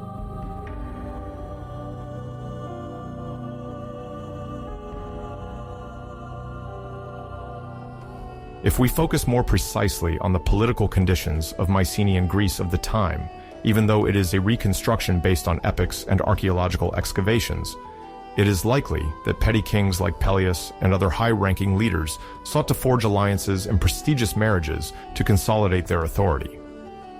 A son, educated by Chiron, renowned for his multifaceted wisdom, was a major asset to defend Phthia and strengthen diplomatic ties.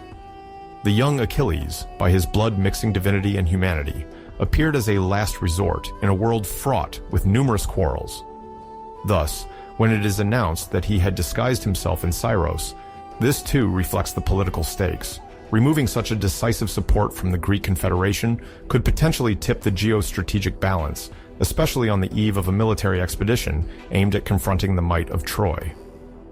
Mycenaean kings, aware of the warrior's importance, did everything they could to bring him back into their ranks.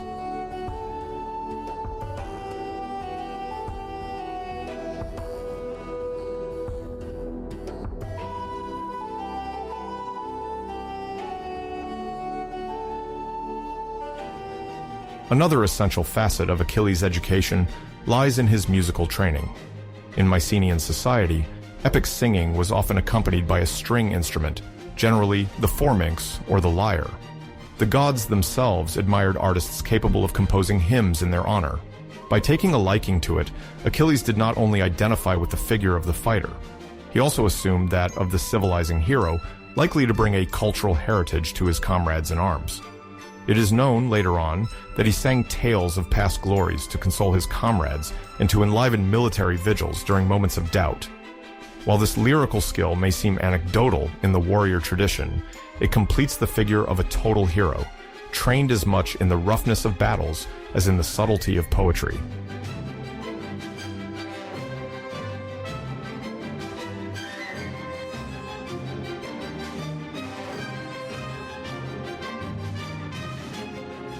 Moreover, his medical training was not only practical, but also symbolic. He who gives death on the battlefield is also the one who can heal wounds.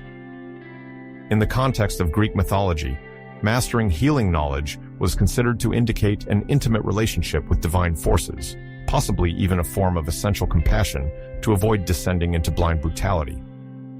Chiron was readily credited with great secrets at the origin of the pharmaca, the Greek word covering both the idea of remedy and poison. Achilles, inheriting these teachings, could establish himself as a war leader who did not stop at the violence of the sword, but who knew how to analyze, heal, and even negotiate thanks to his medical skills.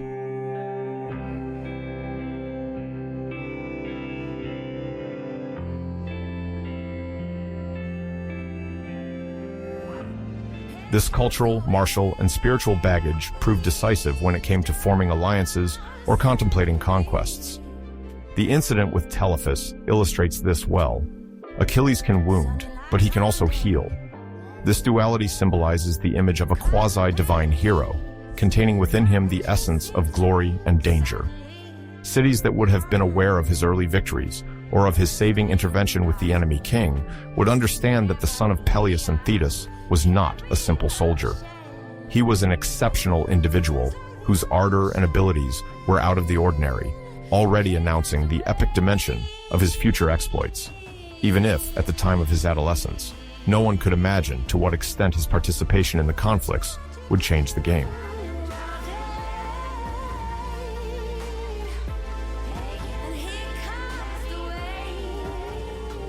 Finally, the disguise in Syros underscores the theatricality of Greek tradition, where destiny often plays out through cunning and subterfuge. Thetis, a worried maternal figure, hoped to thwart the inflexibility of fate. Odysseus, the embodiment of wily intelligence, strove to reveal the truth, for without Achilles, the Greek expedition risked losing the decisive advantage. The contrast between the insular isolation of Syros and the prosperity of Mycenaean kingdoms reflected Thetis's desire to cut her son off from any political reasoning. On this island, the adolescent lived out of the world, forced to play a role distant from his talents. But these could not remain hidden indefinitely. It took just one provocation, a clever trap, or the opportunity to wield the spear for Achilles' true nature to emerge. Poets emphasize this key moment, for it seals the hero's destiny, inevitably called to join the Greek cause and shine on the battlefields.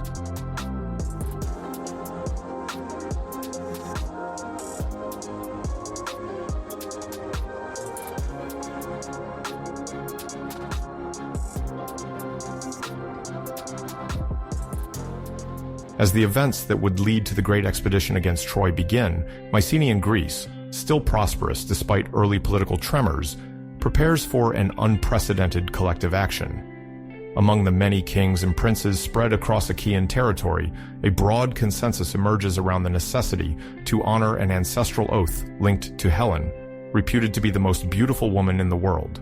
She, daughter of King Tyndareus of Sparta and Leda, had aroused the desire of the entire aristocracy when the time for her engagement came. To prevent these suitors, hailing from scattered cities, Mycenae, Argos, Pylos, Ithaca, Salamis, or even Thessaly, from entering into fratricidal conflict, Tyndareus secured from them a sacred pledge.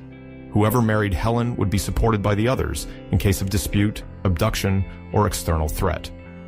Ultimately, it was Menelaus, the younger brother of Agamemnon, who won the hand of the princess. However, several years later, Paris, the Trojan prince, took her away, thus breaking the precarious balance between the Achaean powers and the Asian city.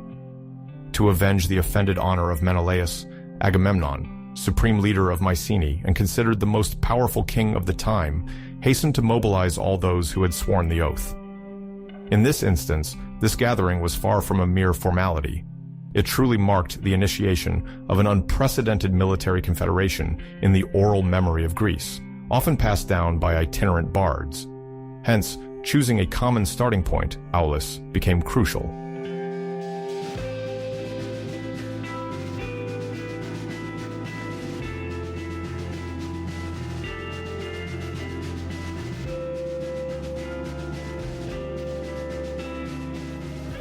Aulis, a small port in Boeotia, located not far from the strait separating mainland Greece from the island of Euboea, had a reputation for being favorable to the mooring of a fleet. The place, less exposed than other coastal sites, offered the possibility of regrouping the ships and making final preparations before a long journey. Chariots, provisions, war horses, and infantry troops needed to be gathered in one place, which required logistics and planning. Thus, contingents from across the peninsula converged on this port. Thessalians, Argolid warriors, Arcadians from the mountains, and even contingents sent by smaller cities eager to keep their promise were seen landing. Agamemnon, at the head of Mycenae, was quickly considered the general commander of this immense enterprise, due to his prestige and the legendary golden finery adorning his family's palaces. Menelaus, for his part, retained the rage of the offense suffered. He had seen his wife, the Queen of Sparta, leave for Troy, and the insult extended to the entire royal lineage. The chivalric solidarity, reinforced by Tyndareus' oath, weighed heavily on the Achaean lords gathered here, each eager to prove their worth and not to fail before the promise made to the former king of Sparta.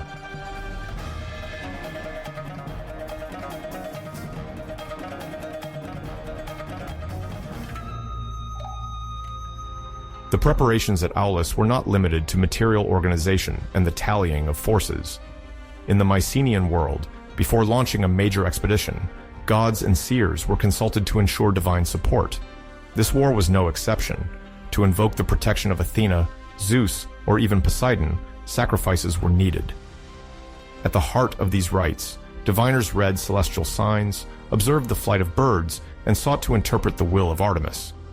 Any anomaly, a prolonged silence of the wind, an unusual direction of migratory birds, could be deemed a bad omen and delay the departure. In the mythical texts recounting these events, it is said that Agamemnon, for a reason varying according to the versions, some accounts speak of a sacred deer he allegedly killed, others of a breach of a promise made to the goddess, provoked Artemis's wrath. The winds froze, anchoring the fleet at the port, and no ship managed to leave Aulis.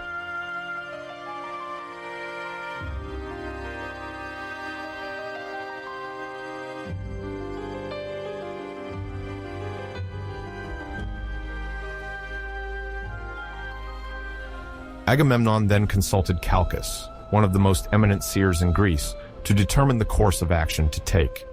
The verdict was clear. The only way to lift the curse was to offer the king's own daughter, Iphigenia, as a sacrifice. Calchas claimed that the goddess demanded this extreme gesture to lift the punishment for the disrespect committed by Agamemnon. Although the decision was cruel and heartbreaking, the king of Mycenae was convinced that this terrible act was essential to free the winds and allow the journey to Troy. According to a variation spread by some poets, Agamemnon summoned young Iphigenia under the pretext of marrying her to Achilles, a hero renowned for his bravery and the strength of his mother, the sea goddess Thetis. While the ruse actually hid the dark scheme of the sacrifice, other sources mention a miraculous intervention. Artemis, taking pity on the young girl, saved her at the last moment by substituting a deer on the altar.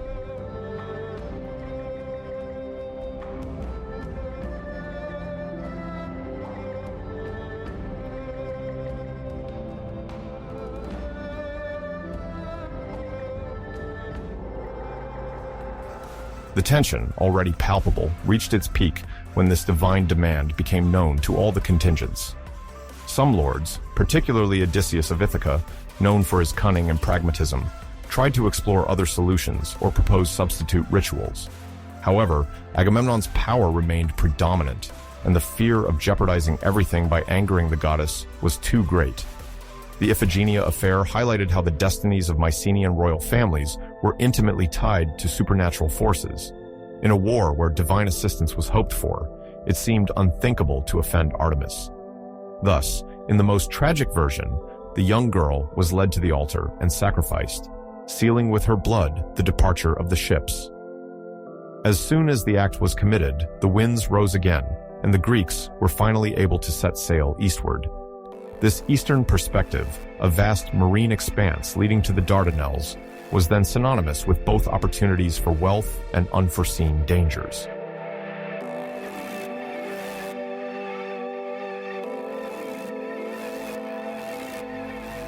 It is in this climate of anxiety and religious fervor that the figure of Achilles emerges, an emblematic hero of the forthcoming conflict. Son of King Peleus and the nymph Thetis, educated by the centaur Chiron, he already enjoyed a reputation as an exceptional fighter. Although he was not the eldest of the Achaean leaders, some considered him barely an adult at this stage, he had already proved his skills on several minor battlefields or during skirmishes against peripheral cities. At Aulis, he came with his Myrmidons, elite warriors from Phthia, a region south of Thessaly. His troops, particularly feared for their discipline and loyalty to the young prince, were one of the strengths of the Greek coalition. According to tradition, a fleet of 50 ships sailed under Achilles' banner, which represented a significant contingent given the average size of the assembled fleet.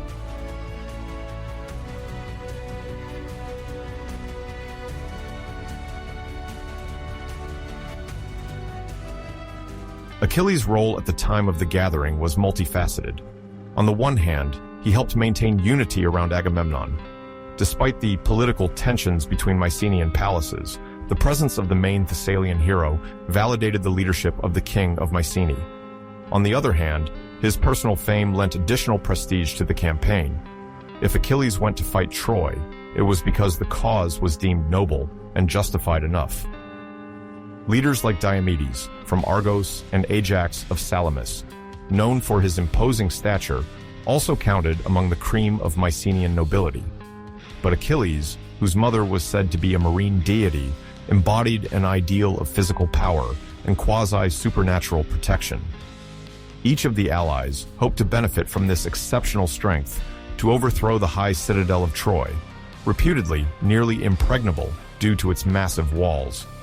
From the gathering at Aulis, it was already perceived that Achilles' place in the forthcoming history would be pivotal.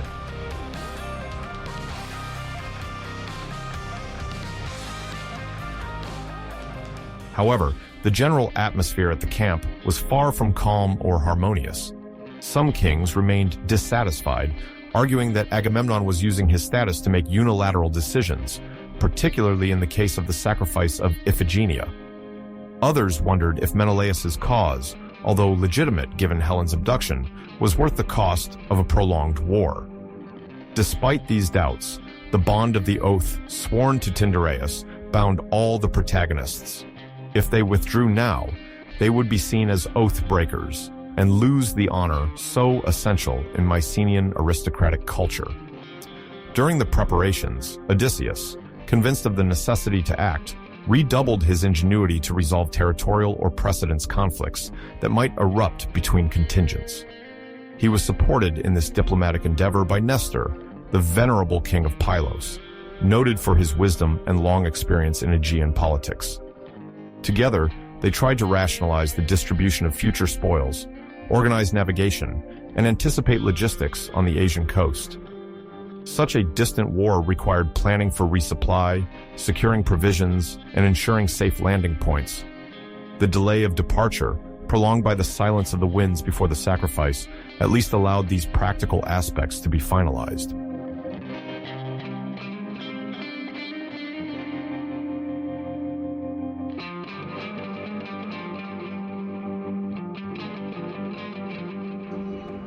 For the modern observer, it may seem strange that so many princes were mobilized in the midst of the late Bronze Age for a distant expedition. However, beyond the mythical aspect, it is possible to discern a historical phenomenon: the presence of commercial tensions in the Aegean Sea and Anatolia, growing rivalries between city-states, and the characteristic thirst for glory of the warrior aristocracy. In this context, the gathering at Aulis was ideally explained. By concentrating the ships in one place, the Greeks displayed their power, demonstrated their unity, and ensured that no kingdom would shirk its duty. At the same time, they equipped themselves to face determined resistance. Troy controlled access to the Dardanelles, and thus to the Black Sea, an essential source of raw materials. The entire logic of this assault, exacerbated by the issue of Helen, made political and economic sense in the minds of the Mycenaean kings, always eager to expand their spheres of influence.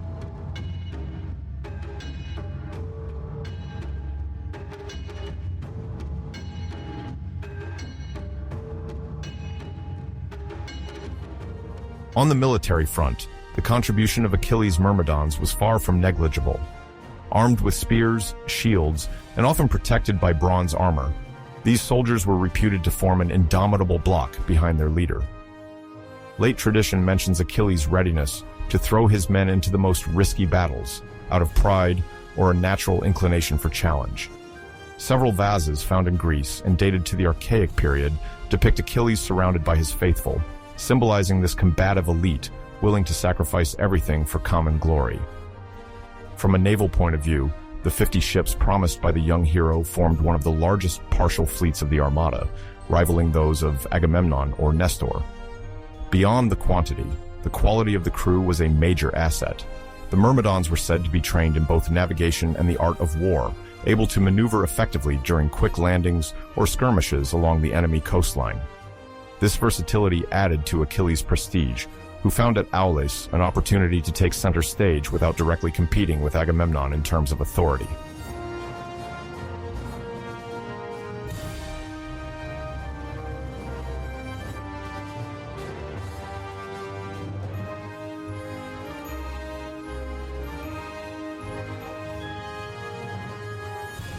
The actual departure, once the wind returned, was marked by a series of propitiatory sacrifices intended to solicit the favor of Poseidon, master of the seas. The Greeks offered bulls and libations of wine, loudly celebrating the crucial moment when their sails would finally swell towards the east. On the beach of Aulis, the last adjustments to the rigging were made amid a clamor of men and animals. Officers could be heard bellowing orders while priests chanted solemn prayers. The banners of Mycenae, Sparta, and Salamis snapped in the rising wind, and soon the wooden hulls loaded with warriors began to move. Some ships cast off to the cheers of the crowd that had come to encourage the expedition, while others took a few extra moments to check their provisions or ensure the positioning of their rowers, every detail counting in a journey with an uncertain outcome.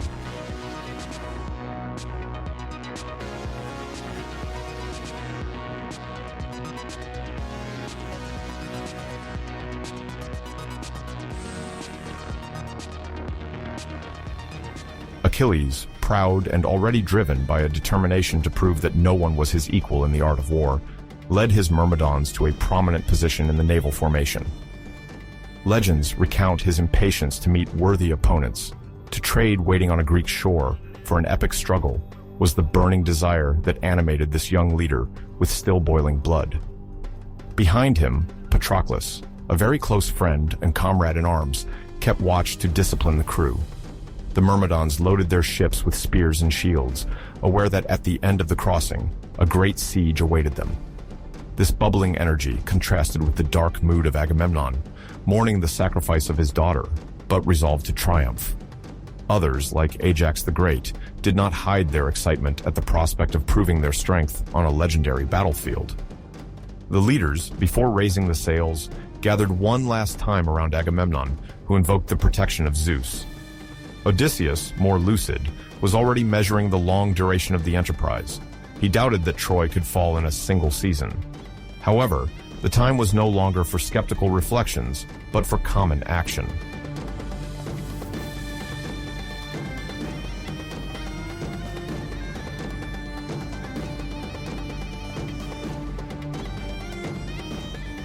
When the immense Achaean fleet arrived on the shores of the Troad, towards the end of the 13th century before Christ, according to the chronology most commonly accepted by historians, the Greeks did not expect such fierce resistance.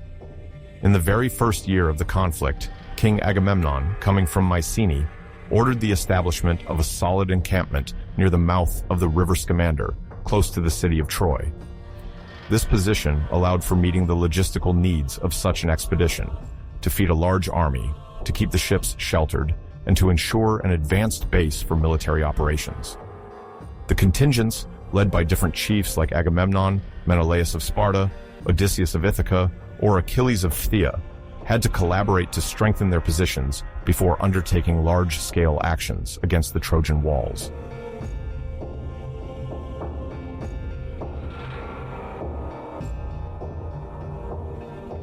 The early years following the establishment on the shore were mainly marked by skirmishes and peripheral campaigns.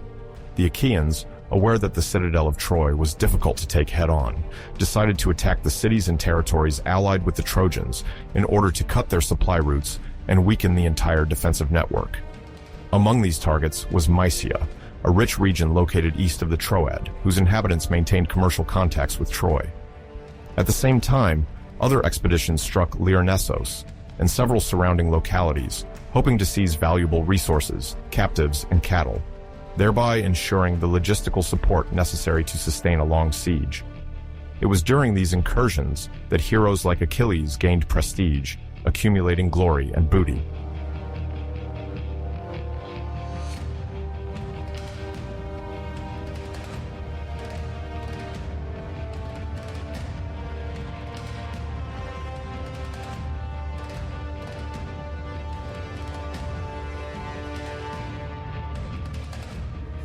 Among the cities struck during these harassment operations, the city of Lyrnessos stood out for the bitterness of the fighting.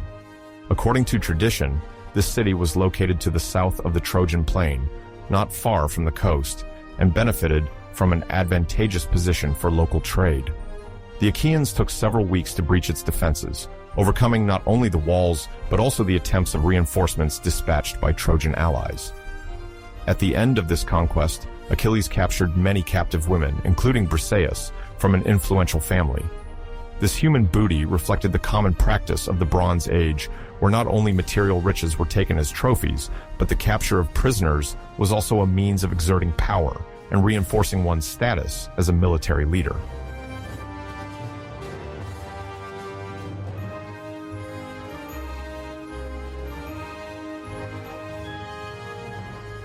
The capture of Lyrnessos was followed by many other raids conducted in the region, notably against the city of Thebes, sometimes called Hypoplasian Thebes, to distinguish it from its famous namesake in Boeotia. Located at the foot of the mountains, Thebes in Asia Minor contributed to the local forces supporting Troy. The Achaeans, eager to neutralize any source of potential reinforcement, concentrated their assault on this strategic place. Thus, the troops of Achilles, supported by other Greek regiments, entered the city after a short but violent resistance, carrying off victuals, cattle, and slaves. Some ancient accounts highlight the presence of priests and religious officiants in these cities, adding a sacred dimension to the war, as capturing a sanctuary amounted to undermining the divine protection granted to these pro-Trojan places.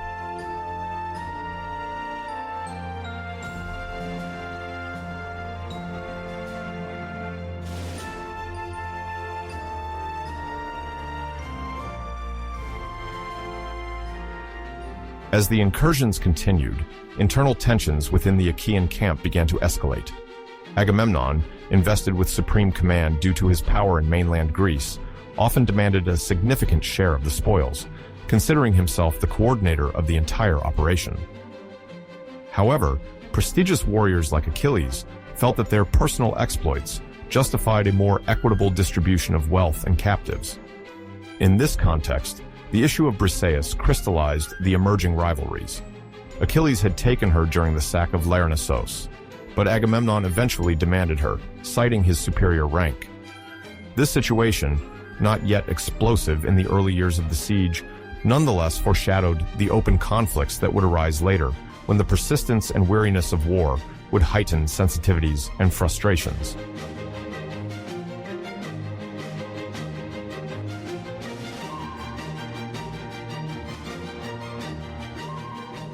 To maintain pressure, the Achaeans launched regular raids into the surrounding countryside, aiming to undermine the local economy and deprive Troy of external support. The ships, now firmly established in the nearby bay, facilitated the deployment of light troops to strategic points along the coast. The contingent leaders would then divide up the missions, each targeting a specific sector of the region. Achilles, who led his Myrmidons, proved particularly effective in these mobile operations. Supported by his companions from Phthia, he moved quickly to surprise enemy garrisons. The speed of execution and coordination of the raids destabilized local defenses, forcing populations to seek refuge behind urban walls or negotiate with the invaders to avoid total destruction.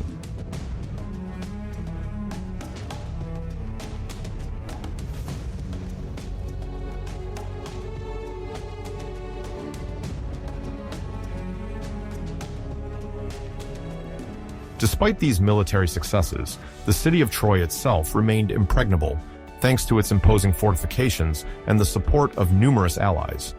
The Trojan forces did not remain passive. Their contingents sometimes emerged from the walls to harass the Greek troops in the open field, forcing the Achaeans to regroup to avoid ambushes. The period of these first 9 years was thus marked by a succession of skirmishes, partial sieges, and maneuvers of encirclement, without a decisive battle to determine the fate of the city. The local populations, whether subjects of Troy or independent, oscillated between fierce resistance and opportunistic coalitions, depending on the prevailing strength. Thus, the entire conflict was as much a war of movement as a war of attrition.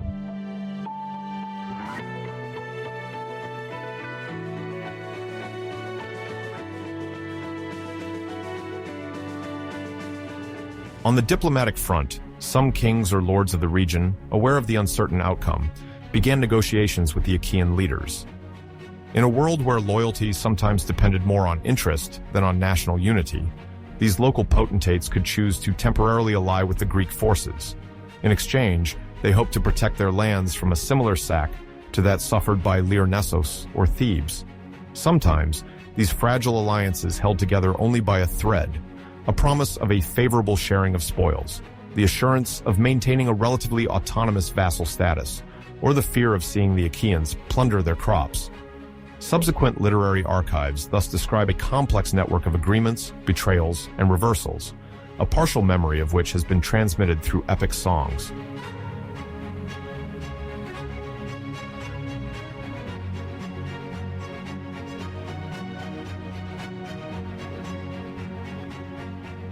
At the heart of the Greek camp itself, daily life began to be structured around a rhythm of battles, banquets, and internal negotiations.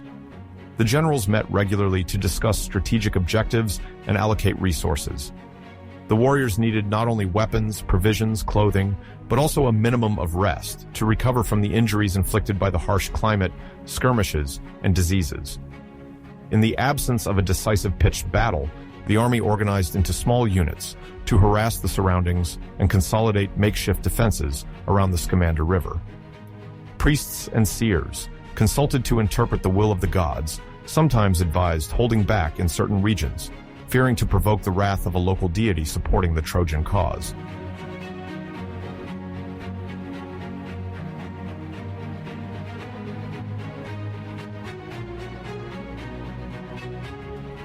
During these first 9 years, the fighting also spread to the south, into areas further away from the main battlefield, where some allies of Troy were trying to organize resistance.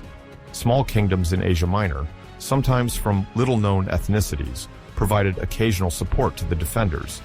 In response, Agamemnon regularly dispatched contingents to quell these insurrection hotspots and dissuade them from swelling the Trojan ranks.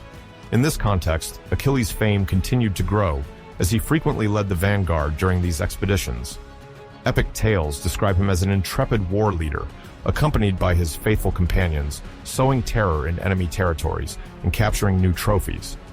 These repeated successes contributed as much to maintaining Greek morale as to bolstering the authority of the powerful.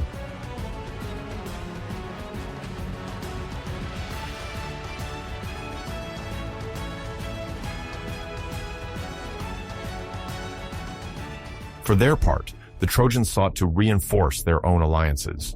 The intensification of Greek raids against vassal cities forced King Priam to seek help from more distant peoples, hoping to open a second front or receive essential supplies. With maritime communications across the Aegean Sea perilous for Trojan ships, the besieged turned to land routes, passing through inland Anatolia and connecting various principalities hostile to the Achaeans. It is in this context that additional contingents, like those of the Lycians, appear in some traditions, reinforcing the garrison of Troy. Despite this regional solidarity, the constant pressure exerted by Greek raids on the periphery proved an effective means of limiting the inflow of these reinforcements, making the situation increasingly uncertain.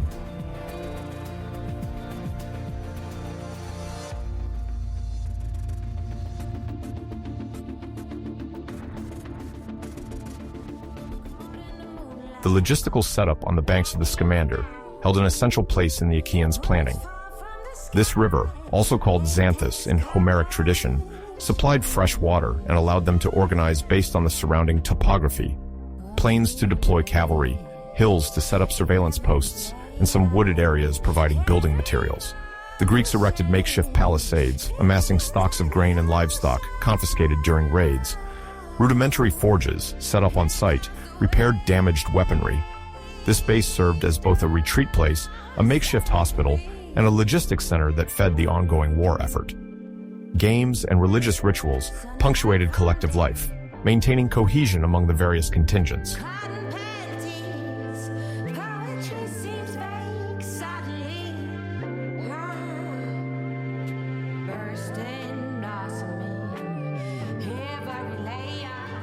The Iliad, which recounts some significant episodes of the Trojan War, enters its most dramatic phase on the 50th day of the 10th year of conflict.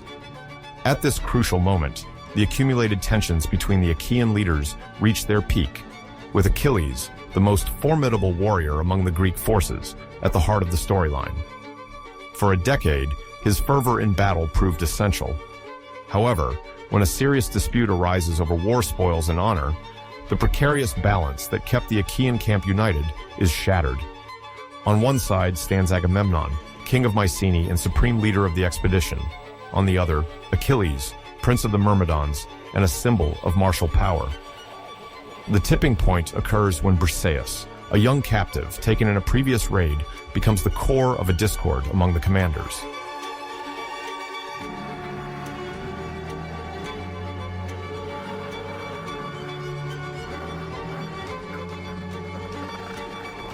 The confiscation of Briseis by Agamemnon, in response to losing his own captive Chryseis, whom he must return to her father, a priest of Apollo, serves as the trigger for the famous Rage of Achilles. Indeed, for the hero, being stripped of his share of the spoils equates to public humiliation, as the honor system in Mycenaean Greece relies on the recognition of excellence on the battlefield. When Agamemnon, upset over being deprived of Chryseis, requisitions Briseis, he affronts Achilles' pride and jeopardizes his position as the foremost warrior. Achilles, furious beyond measure, calls upon the divine protection of his mother, the sea nymph Thetis, and commits to a complete withdrawal from hostilities. This unprecedented decision for a warrior of his caliber deprives the Achaeans of a crucial military advantage and symbolizes the growing divide between Achilles and his commander-in-chief, Agamemnon. No compromise seems possible, and the Greek army quickly finds itself weakened, exposed to new attacks from the Trojans led by Hector, son of King Priam.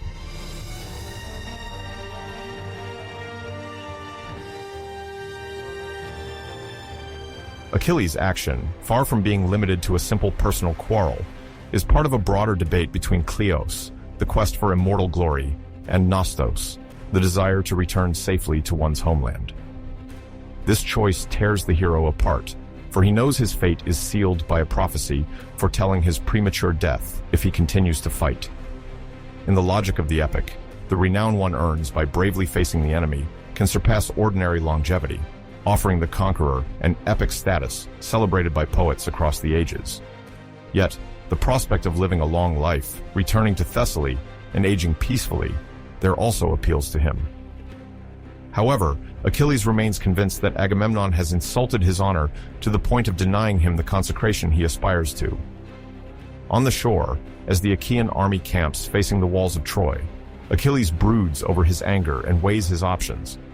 This dilemma, often unknown to an international audience, reveals the complexity of the Greek heroic figure, torn between the call of duty and self-preservation. Each day of his absence from battle strengthens the Trojans' position, and Hector takes advantage of this to push the Greek forces back to their ships.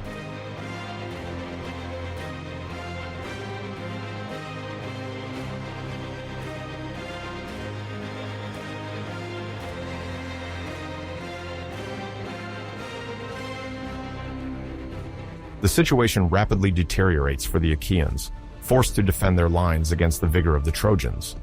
This is when the decisive episode of Patroclus' death occurs, a close companion of Achilles. To counter the enemy's breakthrough, Patroclus gains permission to don Achilles' armor, hoping this ruse will scare the Trojans, convinced that the fearsome warrior has returned to the battlefield. The surprise initially works, and the Trojans retreat. However, Patroclus, carried away by the thrill of battle, exceeds the instructions that Achilles had given him. Instead of merely defending the ships, he pushes his offensive up to the walls of Troy. There, divine favor turns away from him. Apollo, the city's protector god, intervenes to weaken Patroclus, allowing Hector to mortally wound him. Achilles' armor, a symbol of his might, is thus stripped from Patroclus's body, and the fellow warrior dies imploring Hector to acknowledge Achilles' superiority. This episode triggers an unprecedented emotional upheaval. Upon hearing the news, Achilles is devastated. The friend he loved above all succumbs to this conflict, fueled by pride and resentment, and this tragedy rekindles the thirst for revenge in the greatest of the Achaeans.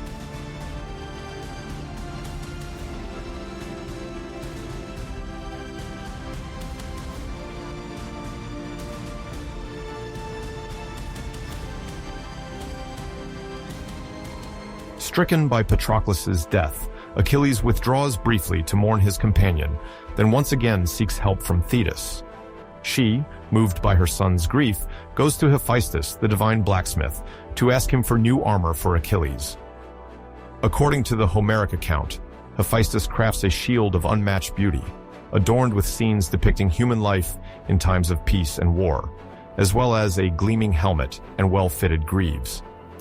This divine gift is meant to compensate for the loss of the original armor taken by Hector after Patroclus's death.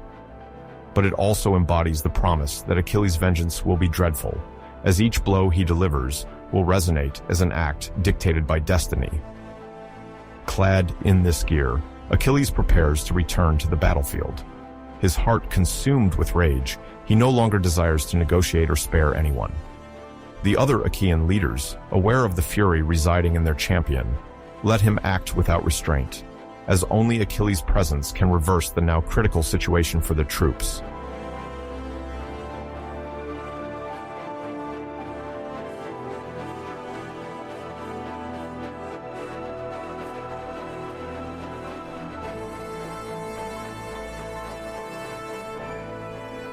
The next morning, Achilles, finally resolved, charges at the head of his Myrmidons. His appearance strikes fear into the hearts of the Trojans, for many had believed him permanently removed from battle. Thirsting for vengeance, he launches into a true carnage on the shores of the Scamander, the river neighboring Troy. The river itself, personified by a tutelary god, becomes outraged by the blood Achilles spills and momentarily threatens to engulf him with its waters. However, protected by the Olympian gods favorable to the Achaeans, Achilles continues his fury. The Trojan lines fall apart, and Hector prepares for the final showdown in front of the Scaean gates, the main entrance to the city. In a solemn face-off, Achilles challenges Hector to come and fight out in the open. The Trojan prince, encouraged by a brief surge of bravery, stands ready, but at the last instant is struck by fear and attempts to flee. Finally, urged on by Athena, who takes on the guise of one of his brothers, Hector commits to the duel. The fight is short and intense. With divine support, Achilles manages to drive his spear into his opponent's throat, sealing the fate of the bravest of the Trojans. Hector, in his agony, pleads with Achilles to return his body to his father Priam, but the warrior, still blinded by anger, drags the corpse around the walls.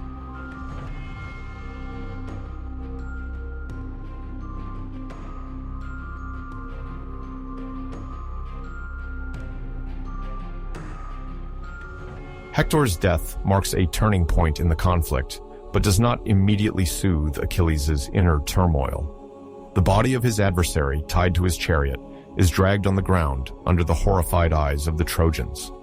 This macabre vengeance reflects all the fury accumulated since the loss of Patroclus. Yet, when the time comes to pay the last respects to his deceased friend, Achilles demonstrates a more noble sense of honor. He organizes a great funeral in honor of Patroclus, in line with warrior tradition. According to custom, a pyre is built to cremate the body, accompanied by offerings and sacrificed Trojan captives as reprisal, a controversial detail illustrating the rage still burning in the hero's heart. Once cremation is completed, Achilles hosts funeral games to perpetuate Patroclus's memory. Athletic events, chariot races, and boxing matches gather participants from the entire Achaean army. Each victory in these competitions pays tribute to Patroclus's valor and, indirectly, to the brotherhood that bound the warriors. Despite his suffering, Achilles takes on the role of arbiter and distributes the prizes, thereby demonstrating a gesture of reconciliation with the Greek leaders. The fighters see this as an opportunity to renew bonds and strengthen cohesion against the Trojans.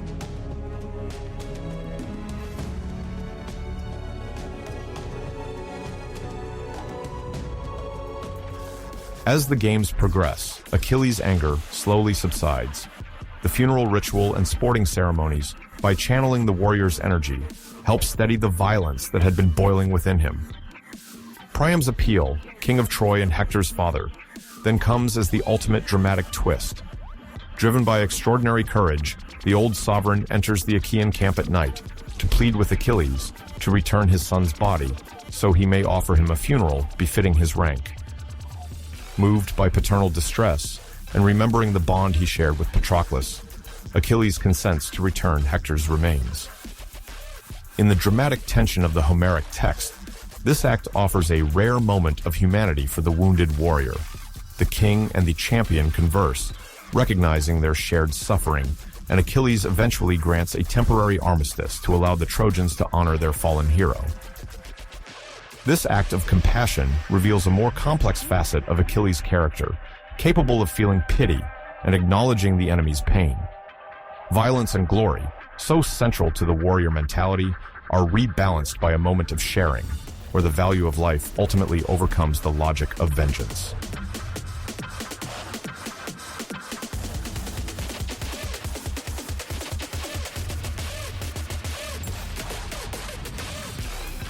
When the epic narrative of the Iliad is interrupted, the Trojan War is not yet over.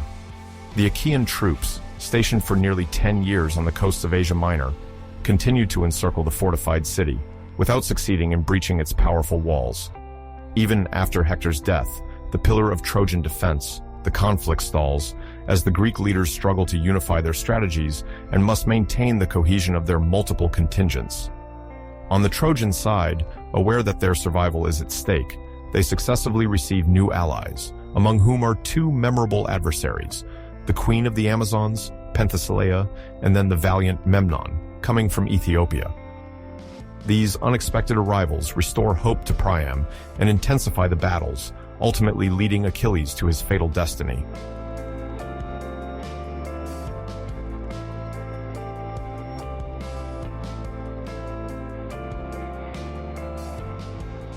According to many post-Homeric traditions, including the now-lost epic called the Aethiopis, it is first Penthesilea who emerges on the Trojan plain, accompanied by her legendary female warriors. The Amazons, originating from a region often placed on the side of the Black Sea or even further east, are described by ancient sources as a warrior society, exclusively female, where the art of combat is elevated to the rank of a true institution. Penthesilea, reputed for her bravery and exceptional skill in wielding weapons, arrives to support the besieged. Although no precise date is reported to define the entry of the Amazons into the conflict, it is estimated that this occurs in the final phase of the conflict, that is, towards the end of the 13th century before Christ, or, for lower chronologies, around 1190-1180 before Christ E.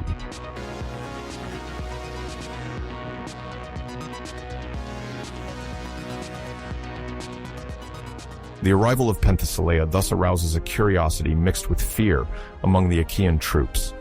The Amazon warriors, known for rejecting the usual codes of femininity and for their discipline, break with the traditional image of women staying by the hearth. The stories mention initial skirmishes where these combatants attack on horseback, wield bows and lances with formidable dexterity, and employ harassment tactics unfamiliar to Greek hoplites and archers. Some versions specify that Queen Penthesilea bears divine symbols on her armor, marking the protection or favor of Ares, the god of war, reputed to engender fury and thirst for battle. On the Trojan side, the arrival of these allies arouses enthusiasm from Priam and Aeneas, who hope by these reinforcements to finally force the Greeks to lift the siege or at least inflict heavy losses on them.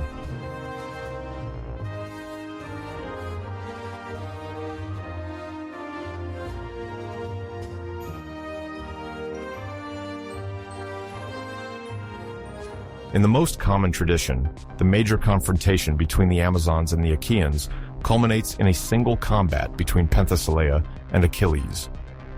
Although the latter had temporarily suspended his anger following the death of Patroclus and the return of the body to Priam, he remains the most formidable warrior on the Greek side. The sources emphasize the beauty and bravery of Penthesilea, whose martial dignity is recognized by Achilles. However, the fight quickly turns to the advantage of the Myrmidon hero thanks to his superhuman strength and armor forged by Hephaestus. As she attempts to deliver a decisive blow, Penthesilea is mortally wounded. In some accounts, Achilles, seized by remorse or struck by the heroic splendor of the queen, feels a mix of admiration and sadness upon seeing her expire. Nevertheless, military tradition and the logic of a relentless siege prevail. The death of Penthesilea shatters the Amazons' hope of victory, who find themselves scattered or killed in the aftermath.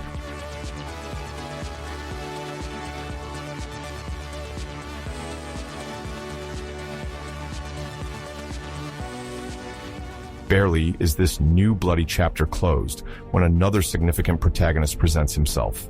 Memnon, king of Ethiopia, and a distant relative of Priam through ties sometimes attributed to Tithonus, Priam's brother. Memnon's origin is often located in the eastern territories near Egypt or Nubia, regions associated in the ancient Greek imagination with Greater Ethiopia. At that time, the Egyptian Empire of the New Kingdom had already extended its influence toward the Levant and Nubia, making it plausible that East African peoples could be seen as distant powers capable of providing remarkable reinforcements. Memnon arrives with a numerous army, renowned for its organization and expert archers, which, in the context of the late Bronze Age, evokes well-equipped troops capable of rivaling the best Mycenaean forces.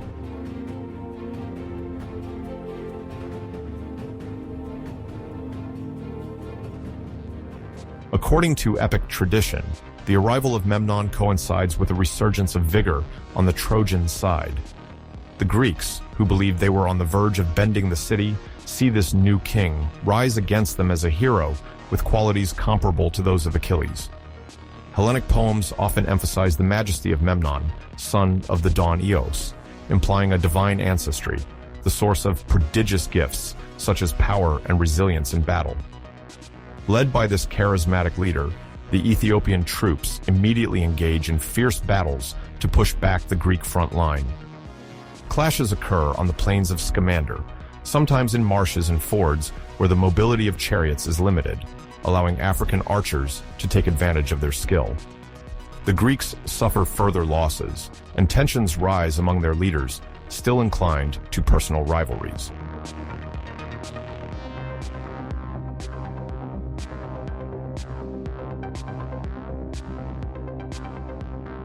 The duel between Memnon and Achilles, the climax of these maneuvers, occupies a major place in the stories following the Iliad. Faced with such opposition, Achilles once again presents himself as the tireless champion of Agamemnon, determined to eliminate any threat likely to prolong the siege. Some fragmentary passages suggest that Achilles, driven by a renewed desire to prove his superiority, or perhaps motivated by a spirit of vengeance after already losing Patroclus, engages Memnon in a ruthless face-to-face. The two warriors, equipped with sophisticated gear, elaborate armor, bronze spears, ornate shields, are described in these accounts as spectacular and comparable to two deities in a cosmic clash. Ultimately, fortune smiles upon Achilles, perhaps aided by Zeus or Athena, and he defeats Memnon. Under the shocked gaze of the Trojans, their new ally, in whom they placed great hopes, succumbs to the superiority of the son of Peleus. This episode finalizes the consecration of Achilles as the greatest warrior of his time, while pushing the Trojan morale to a critical impasse.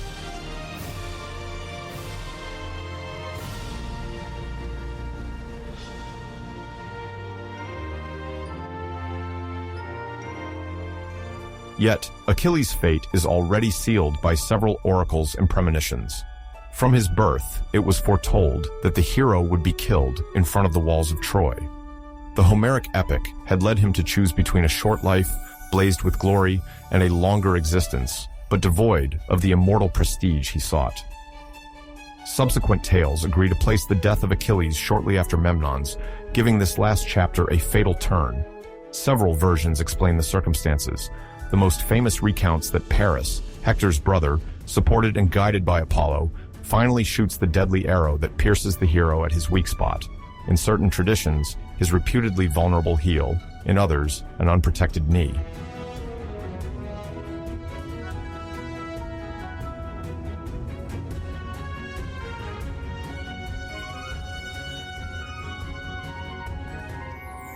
Regarding the story of Achilles' heel, the majority of specialists agree that this iconic image results from a later tradition, likely popularized during classical antiquity and passed down to our days.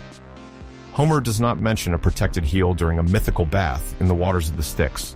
The Iliad rather emphasizes Achilles' general invulnerability, while highlighting that he remains, like any other mortal, susceptible to die facing the designs of the Moira, the Fate, and the gods. Nonetheless, the heel motif has embedded itself in the collective imagination, probably because it served to illustrate the idea that even the greatest warriors had a weak point. Some older sources simply speak of an arrow lodged in Achilles' body at a fatal spot, the knee or the armpit, which would have had a similarly deadly effect. Regardless of the precise location, Achilles' death remains a dramatic turning point in the war, not only depriving the Achaean army of its most formidable fighter, but also bolstering the reputation of Paris, who avenges by this act the death of his brother Hector.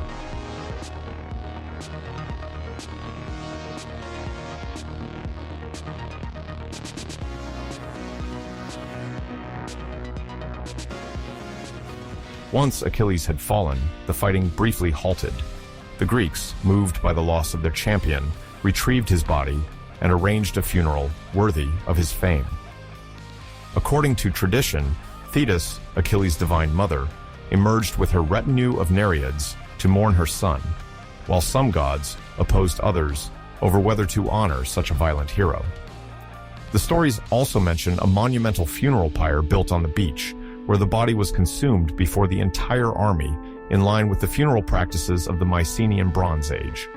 The ritual, accompanied by lamentations and sacrifices, gives the scene a solemn character. It is not uncommon for this tragic moment to serve as a literary pretext for reflecting on the fragility of human life, the vanity of glory, and the omnipotence of destiny.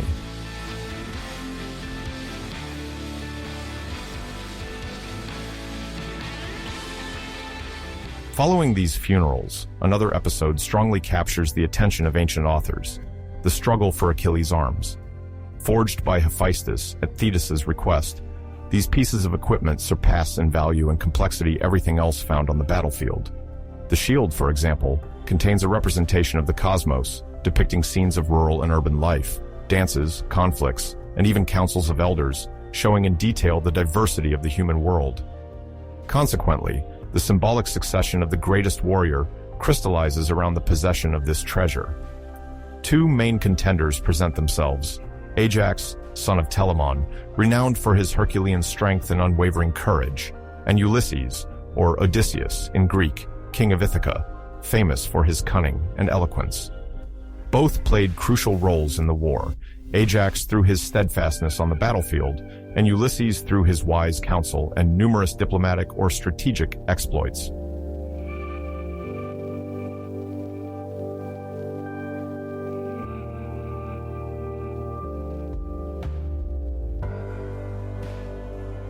The Achaean leaders, wishing to avoid violent discord, then organize an arbitration whose modalities vary according to different versions.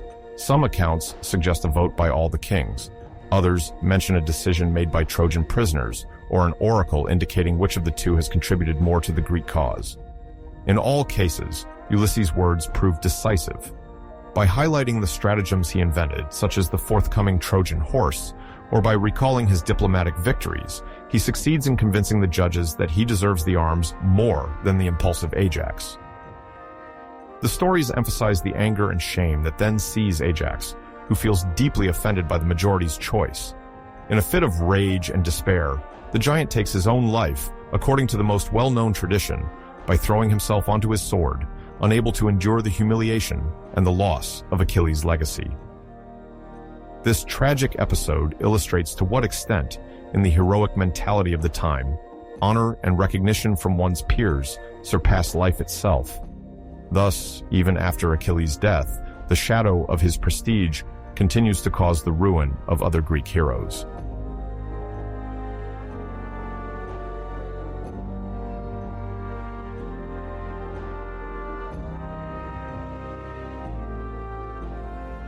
Parallel to this quarrel, some texts mention the building of a tumulus, a burial mound, at the place where Achilles was cremated, or perhaps on a promontory designated as the Sigeion. This area, located at the mouth of the Scamander, northwest of the Trojan Plain, is a strategic site overlooking the straits leading to the Bosphorus. There are several archaeological and literary testimonies of a large, ancient mound at Cape Sigeion, clearly linked to the legendary traditions surrounding the great hero. Ancient sailors claimed to recognize from afar from the Aegean Sea the tomb of Achilles, reinforcing the idea that it was erected in a visible location. Thus, a heroic cult develops over the centuries, turning the site into a point of remembrance for sailors and travelers. Many kings, emperors, or conquerors, with Alexander the Great among the most famous, would pay tribute to Achilles by visiting this tumulus. The presence of Ajax and that of Patroclus, companions in arms or rivals, are also mentioned in neighboring mounds, highlighting the mythical status that tradition accords to the protagonists of the Trojan War.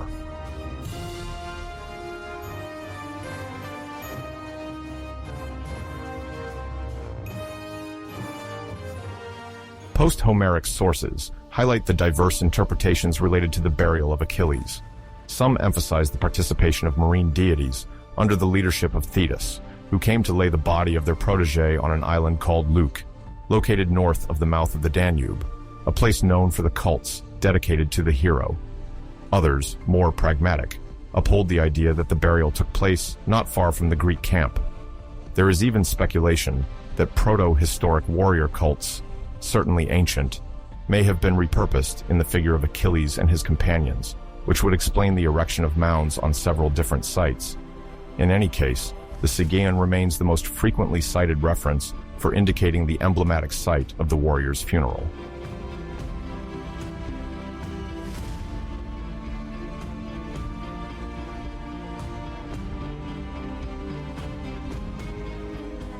In this period of the Late Bronze Age, around 1180 before Christ, according to the most accepted chronology for the end of Mycenaean Troy, the disappearance of Achilles confronts the Achaeans with a terrible tactical and psychological void.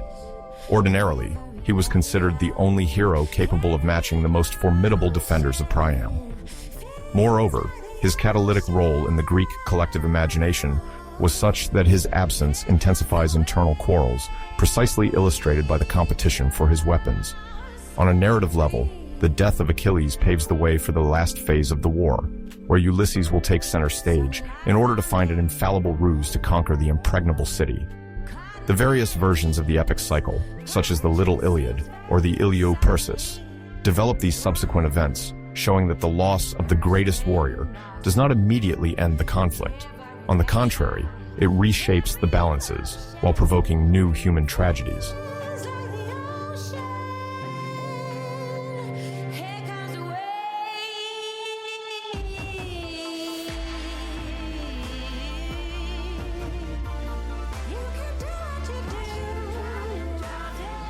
The heightened rivalry between Ajax and Ulysses for Achilles' shield thus appears as both a mirror of the political tensions within the Achaean coalition and a harbinger of the moral failure threatening all armies bogged down in a prolonged conflict. For today's international audience, unfamiliar with Mycenaean Greek codes, it must be remembered that dynamics of glory and shame governed the aristocratic societies of the time. Honor won in battle, symbolized here by Achilles' weapons, was an invaluable asset, almost as vital as physical survival. The leaders evaluated their merit based on the number of enemies killed or cities subdued, while the adherence or disapproval of the assembly of warriors sealed the reputation. In this context, the episode of Ajax, who falls into despair after being deprived of the supreme recognition, illustrates the extreme fragility of these social hierarchies shaped by war.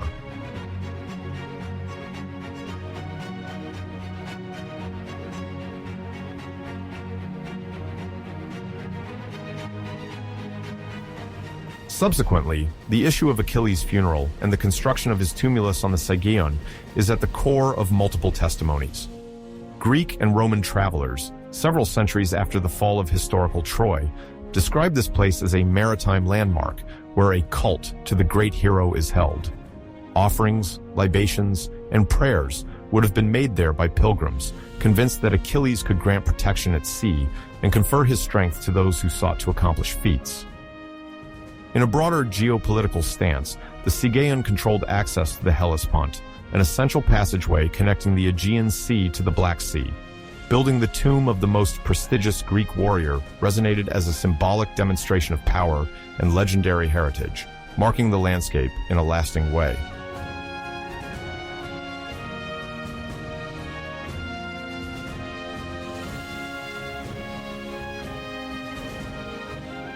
If certain hypotheses are to be believed, Mycenaean kings had already perceived the importance of marking the newly conquered or at least contested territories durably. Raising a funeral mound in the Bronze Age spirit sometimes constituted a sign of domination or prestigious presence. For those who still listened to the bards evoking past glories, the Saigeon became the reference point where Achilles, the best of the Achaeans, rested for eternity, symbolically watching over the maritime route and recalling the memory of the victorious coalition. Archaeological research, conducted since the 19th century, has uncovered several tumuli in the region, some of which could correspond to the tombs mentioned by ancient texts, even though the precise identification remains open to debate. In any case, the awareness of an ancient heroic cult in honor of Achilles on these shores remains indisputable.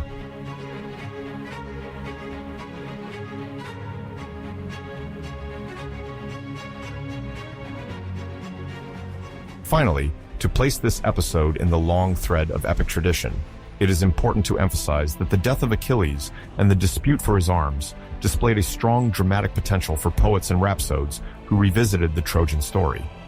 The figure of the invincible hero, ultimately slain by a less valiant archer, but aided by a god, offered a striking contrast and fueled reflection on destiny and divine omnipotence. Artists often depicted the scene of the fatal arrow, making the vulnerability associated with a single weak point tangible. Similarly, the discord surrounding the sanctified weapons resonated with audiences of archaic and classical Greece, sensitive to the internal arrangements of aristocracies and the tragic consequences of jealousy. This story was rooted in a distant past at the end of the Bronze Age, already considered a bygone heroic age, while offering moral and political lessons that remained relevant to contemporary minds.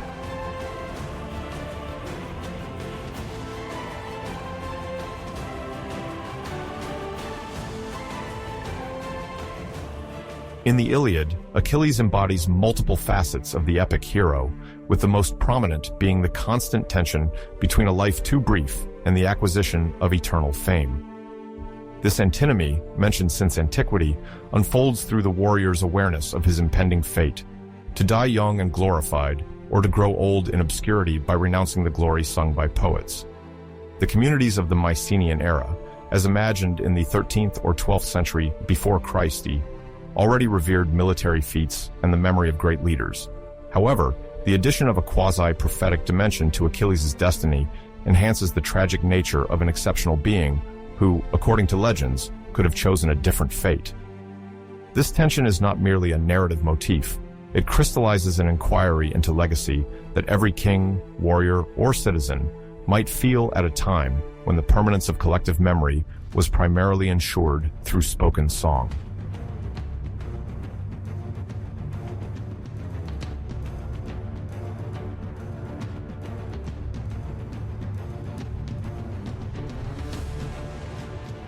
Achilles knows that if he remains at Troy, he will meet death before having tasted the joy of a triumphant return. yet he holds on to the hope that his name will survive through generations. The figure of the hero with a short destiny thus resonates with the Greek concept of kleos, the immortal glory meant to be perpetuated through epic tales. The bards singing his exploits, from the courts of kings to more modest cities, nourished his legacy while questioning the notion of individual sacrifice for the common good. The listeners of the time, themselves faced with war and the pursuit of recognition, saw in Achilles' example an echo of their own condition. Over the centuries, this quest for imperishable glory would become an archetype in literature, which Greek tragedy and Latin epics would inherit.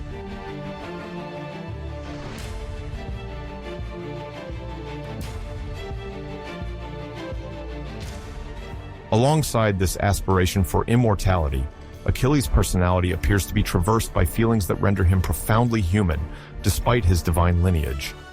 Anger, compassion, and grief, three major emotions that permeate the Iliad, revolve around the very heart of the story, namely, the famous quarrel over the booty that pits the hero against Agamemnon, followed by the drama of Patroclus' death. Anger, first of all, is evoked from the Iliad's preamble, where the bard announces the menes menis, a Greek term referring to a form of almost sacred rage. In the text, this emotion arises from the wound to Achilles' pride inflicted by Agamemnon when he takes away the young Briseis, a war prize famed for her beauty. The hero then withdraws from combat, leaving the Achaeans deprived of their best warrior.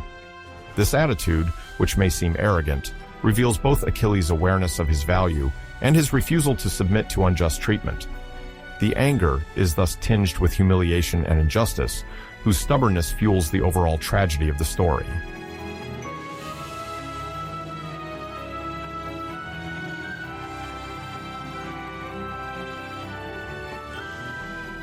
Beyond rage, another emotion deeply affects Achilles: compassion. When he reconciles with Priam, the old Trojan king who comes to beseech the return of Hector's body, it becomes evident how capable the hero is of empathy. He perceives the paternal distress of his enemy and remembers his own father, Peleus, an old warrior vainly awaiting the return of a son. This moment suspends the violence and allows for a glimpse of Achilles' humanity beyond his destructive fury.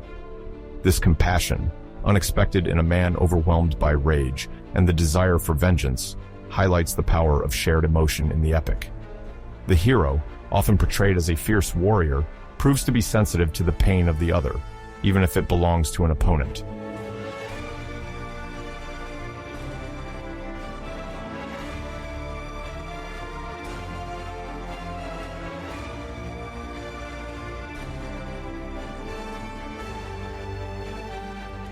Grief eventually emerges as a central motif, particularly with the death of Patroclus, the friend, the comrade in arms, the man whom some ancient authors describe as Achilles' sentimental alter ego.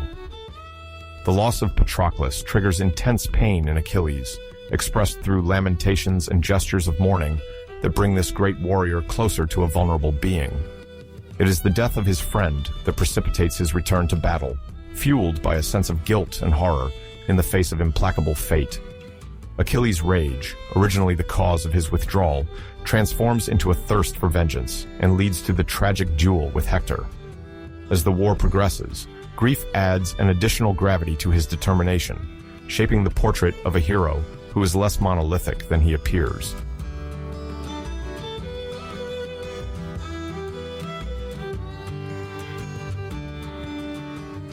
This humanity, complexified by anger, compassion, and grief, cannot be explained without the recurring presence of the gods who do not hesitate to manipulate fate. Divine interferences constitute an essential narrative mechanism for understanding the ambivalence of a hero born of an immortal mother and a mortal father. Thetis, a sea goddess, is Achilles' main support. According to tradition, she intercedes with Zeus to avenge the affront inflicted on him by Agamemnon, requesting from the king of the gods a temporary triumph for the Trojans. This form of justice from Olympus demonstrates how divine will guides the course of the conflict. The involvement of Thetis also embodies a virtually limitless maternal love, willing to do anything to protect her son's prestige.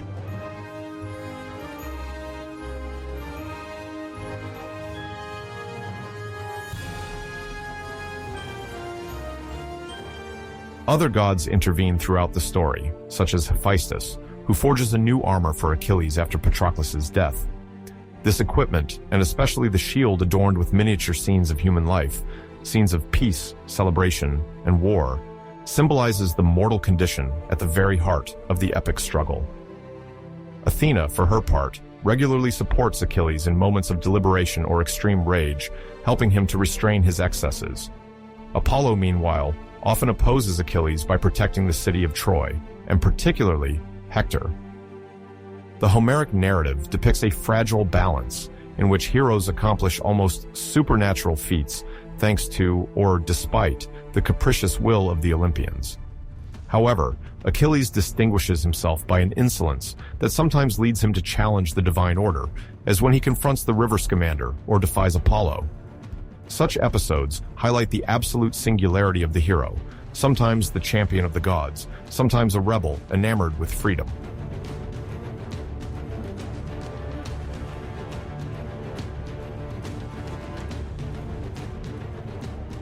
However, Achilles is not alone on the battlefield, and his fraternal bonds reveal another dimension of his sensitivity. The friendship he shares with Patroclus remains the most striking. Patroclus is the one who knows his thoughts, calms his outbursts, and accompanies him in his victories. Since antiquity, speculations have arisen about the exact nature of this relationship. The social practices of the Homeric era differed from those of classical Greece, where love between men was codified according to specific norms. The Iliad never explicitly presents Achilles and Patroclus as a couple, but the intensity that unites them has sparked countless comments. Some have seen it as an ideal friendship, others as a form of veiled erotic love. In any case, their bond illustrates the crucial importance of fraternal support within a war-torn society, where solidarity is built as much in the melee as in mutual comfort.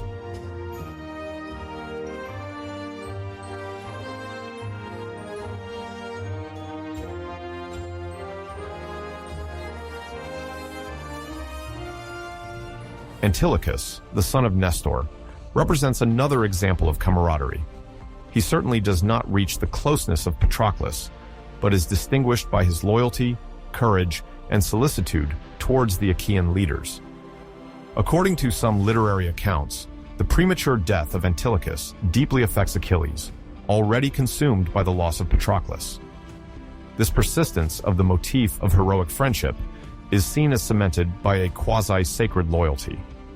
The men who serve under Achilles' command or share his encampment draw close to him through bravery and mutual sympathy, thus crystallizing the ethos of Mycenaean warriors. This ethic, which the epic exalts, is made of courage, fairness, and virile affection, without a clear boundary, with a potential erotic dimension being clearly established.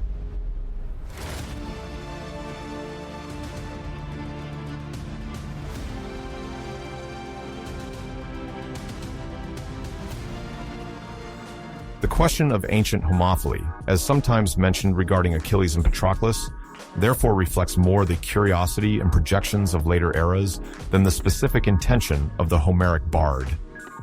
The Greeks of the classical, then Hellenistic periods, often revisited their own mythical past according to their social norms.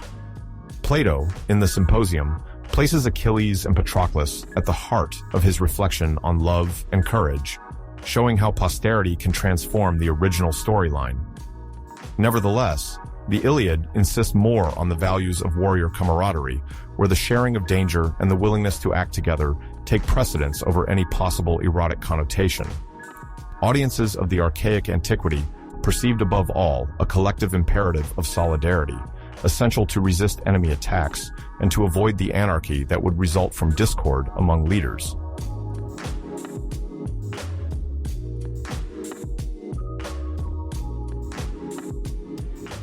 The motifs related to heroic friendship combine compassion and rage within the same narrative.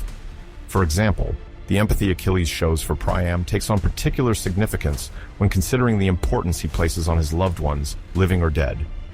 To scorn Priam would be to deny the son-like pain projected onto his own relationship with Peleus. By providing Priam with the corpse of the son he has killed, Achilles performs an act of compassion that reveals the inner complexity of a man oscillating between ultraviolence and occasional benevolence. In epic culture, this balance contrasts with the caricature of the hero only obsessed by his honor. Achilles appears much more profound. Each episode of anger is paired with existential questioning, each act of pride tempered by a remembrance of attachment to his own.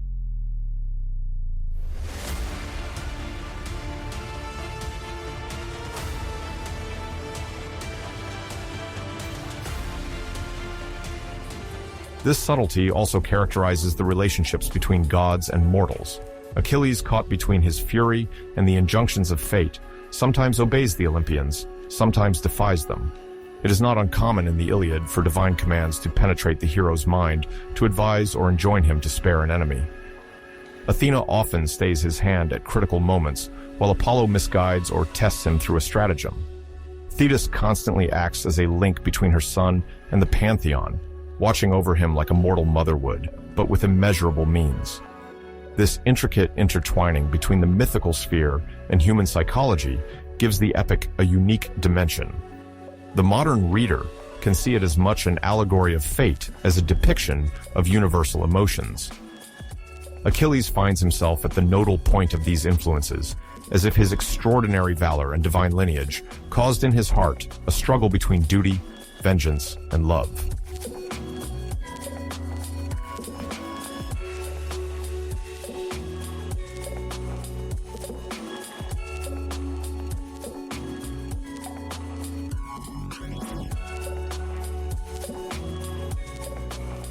Beyond Patroclus, the mention of Antilochus reminds us that collective heroism often depends on several figures, whether it be Diomedes, Ajax, or Menelaus, each in his way embodying a different facet of Greek bravery. Yet, in this concert of heroes, Achilles remains unmatched, whether fighting alone on the shore or leading the Myrmidons. His invincible arm, fueled by anger and sustained by the hope of immortal fame, concentrates the energy of the entire army. Heroic friendship, whether in his alliance with Patroclus or his sympathy for Antilochus, reaffirms the importance of the warrior community as a cohesive microcosm. The death of such companions corresponds to an irreparable loss for Achilles, as it is both his substitute family and the reflection of what he might have been in a less tumultuous existence.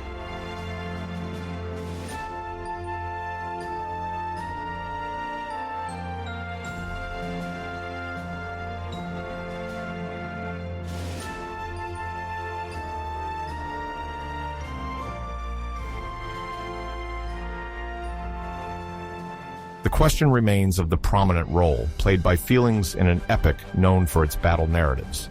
Achilles shows us that deep sensitivity does not exclude strength. This strength manifests in the tumult of arms, in the swiftness of his assaults, but also in the ability to listen to Priam, to embrace the pain of others, or to collapse in tears over the corpse of Patroclus. Each time, the Homeric narrative highlights the brutal contrast between the cruelty of a merciless battle and the poignant tenderness that binds a father to his son, or two brothers in arms linked by fate.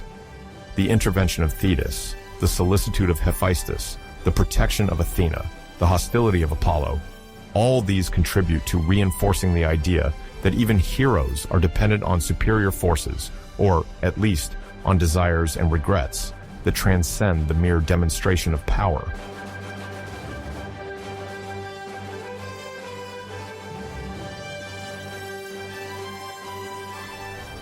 From a literary perspective, the short destiny promised to Achilles perfectly aligns with the extreme intensity of his emotions. One does not go without the other. The idea that he has only a short time to live further intensifies his rage when he feels offended, his suffering when he loses a loved one, his pity at the tears of a vanquished enemy. In this framework, the gods reinforce or direct his impulses without ever fully attenuating them.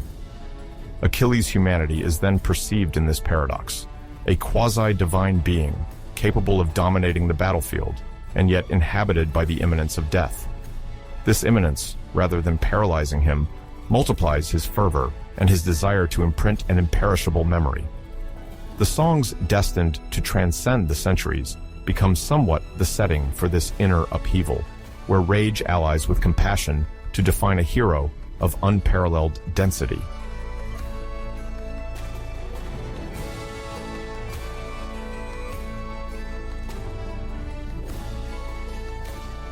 In the universe of archaic Greece, there was no clear boundary between the human and the divine, between the possible and the supernatural.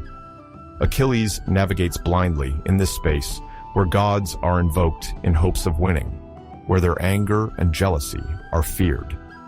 Thetis, in particular, gives a maternal face to this divine intrusion, wanting to save her son, but she cannot erase the fate outlined by oracular power. The question of free will then appears. Does Achilles have the latitude to oppose his fate, or is he already determined by the promise of posthumous fame? The Iliad offers no clear answer. It nevertheless suggests that despite the gods, oracles, and clan pressures, Achilles remains the master of a few essential decisions, like his choice to abandon or resume the fight. While the deities sometimes guide his actions, they do not abolish his keen sense of honor and injustice.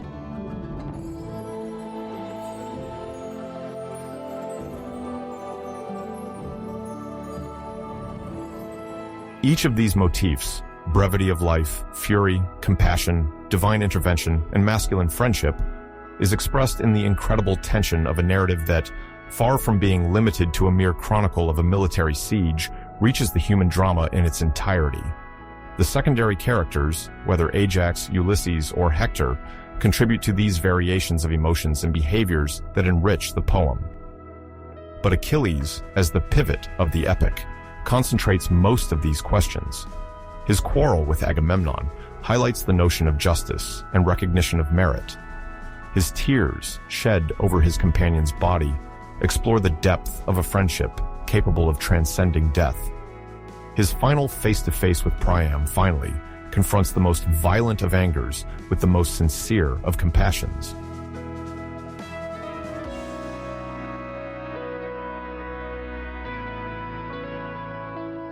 In post-Homeric antiquity, the figure of Achilles continues to shine through literature, heroic cults, and Roman reinterpretations, illustrating the persistence of his myth far beyond the Homeric epic.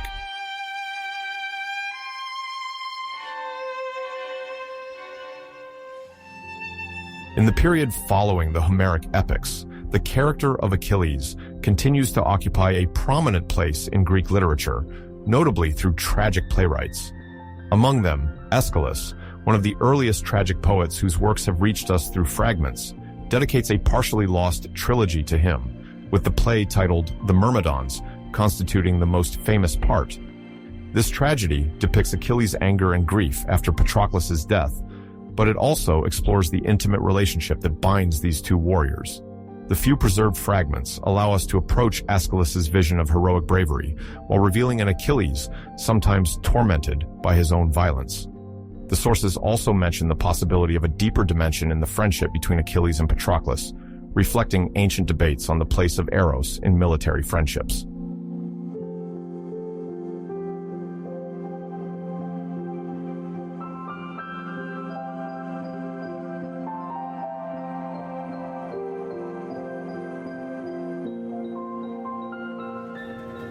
Although these fragments remain incomplete, they testify to the importance given to the figure of Achilles as early as the first half of the 5th century before Christ.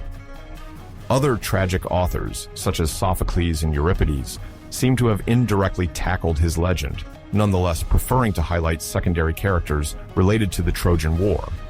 For example, there are scattered references to the suffering endured by Trojan captives or the intrigues of Ulysses, but the direct stage presence of Achilles is not attested with certainty in their preserved plays.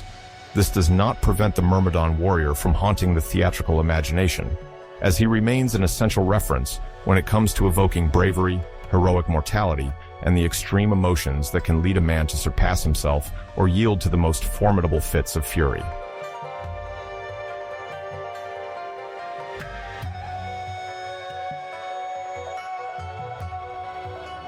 Lyrical poetry also offers a different perspective on the literary cult dedicated to Achilles.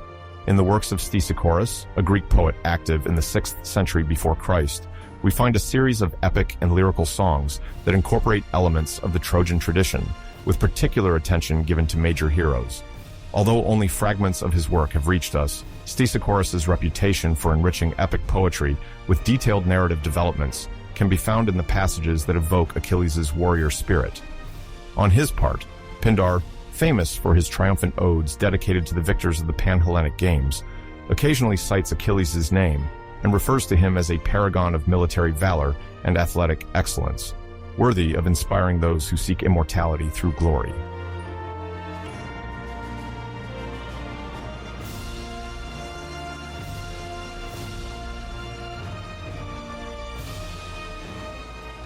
Alongside these literary manifestations, a true heroic cult develops around the figure of Achilles. This homage takes various forms, starting with the celebration of sanctuaries and memorial sites dedicated to him. The island of Leuce, located in the Black Sea and known as the White Island in ancient sources, is particularly associated with this veneration. Some authors, such as Aristotle and Strabo, mention stories according to which the soul of Achilles, after his death at Troy, found refuge in this sacred space amidst the marine winds. Priests maintained a temple, or a small sanctuary, where sailors would come to implore the hero's protection. Offerings placed on the altar, whether figurines or wreaths, celebrated the legendary martial exploits of the greatest warrior of the Achaean alliance.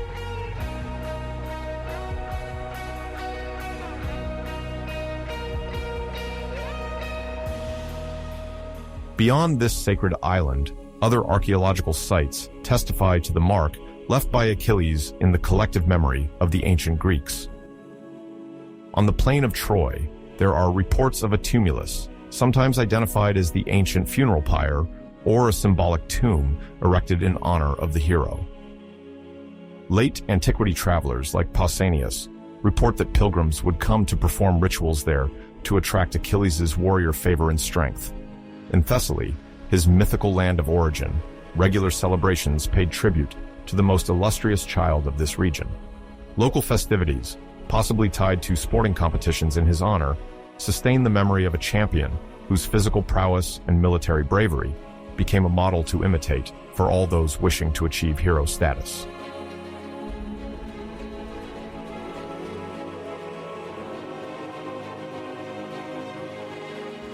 In the Roman world, the image of Achilles transforms to meet the cultural and political needs specific to Latin civilization. In his epic The Aeneid, 1st century before Christ, Virgil draws a parallel between Aeneas and certain Greek heroes while recounting the destiny of those who fled the fall of Troy to go on to found Rome. Without depicting Achilles at length, he nonetheless suggests the underlying presence of this almost invincible fighter whose actions still resonate as the memory of a military power that no one can ignore. On his part, the writer Publius Papinius Statius composes the Achilleid, an unfinished epic poem that traces the youth of Achilles, his years of learning, and the tricks employed to keep him away from the Trojan battlefield. Statius develops a more romanticized vision of the hero, emphasizing issues of identity, virility, and uncompromising heroism. This work, although fragmentary, reflects the lasting fascination exerted by Achilles on an admiring Roman audience, but also one concerned with reinterpreting Greek mythology in a perspective where Latin piety and civilization remain predominant.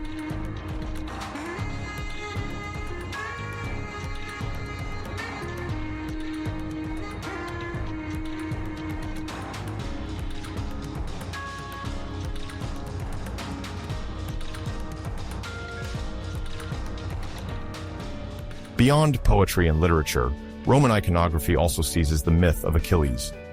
The Pompeian mosaics, rediscovered from the 18th century in the ruins of the city buried by the eruption of Vesuvius, testified to a growing popularity of the hero in domestic art. Several characteristic scenes, such as the education of Achilles by the centaur Chiron or the episode of disguise at the court of Lycomedes, adorn the floors and walls of wealthy villas. The youthful grace of the character is emphasized, contrasting with the fiercer image of the warrior described by Homer. Careful details, like the depiction of weapons or the representation of Thetis alongside her son, confirm the central place of this hero in Roman collective imagination. Through these illustrations, homeowners sought not only to decorate their living spaces, but also to claim a form of erudition and attachment to the heroic traditions of ancient Greece.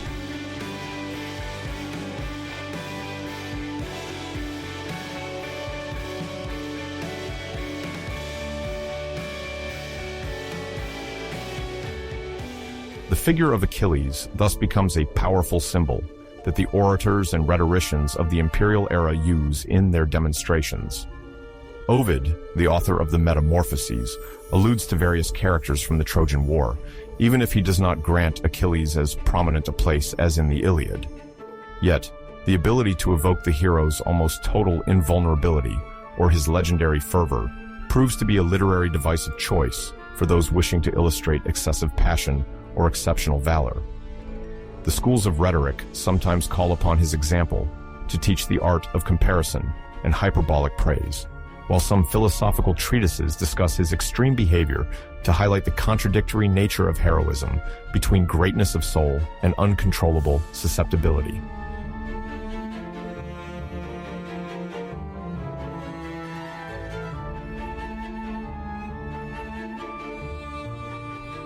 In the eastern provinces of the Roman Empire, where Greek culture remains dominant, the cult of Achilles also adapts to new political realities. From the coastal cities of Asia Minor to the islands of the Aegean Sea, sanctuaries and festivals continue to draw crowds, sometimes with the official support of local authorities. Votive offerings, inscriptions, and bas-reliefs show that popular fervor towards the hero does not wane, though his image is sometimes associated with protective deities or imperial figures. Over time, Achilles becomes a paradigm of martial excellence used to illustrate military loyalty to Rome and the emperor. Thus, he continues to embody the almost superhuman strength and glory promised to those who triumph on the battlefield.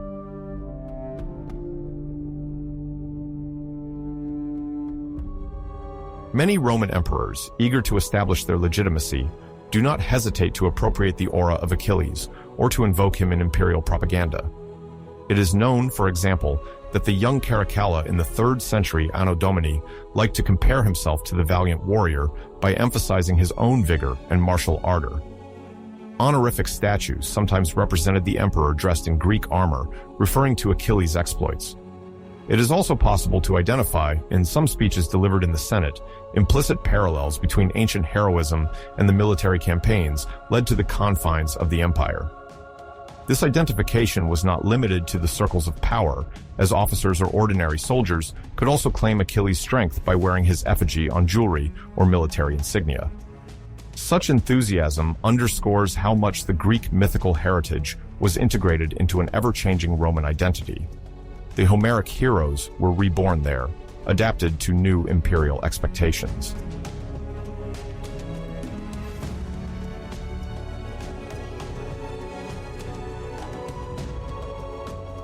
The image of Achilles is also found on certain provincial coins, minted in cities where his cult remained influential. In these issues, the hero often appears helmeted, brandishing a spear or holding a shield, symbolizing his unmatched power on the battlefield. The engraver sometimes represents Achilles nude, a heroic pose of Greek tradition, demonstrating both the courage and invulnerability associated with his legend. Local notables sometimes finance these mintings to highlight their devotion or to promote their city as a privileged place where the living memory of the hero persisted. This monetary practice, far from being purely honorific, also reinforced commercial and diplomatic exchanges, for the figure of Achilles became a familiar emblem, immediately recognizable to merchants and administrators in the region, thus attesting to the permanence of the myth in the symbolic economy of the empire. His face inspired the minting of commemorative coins for several generations.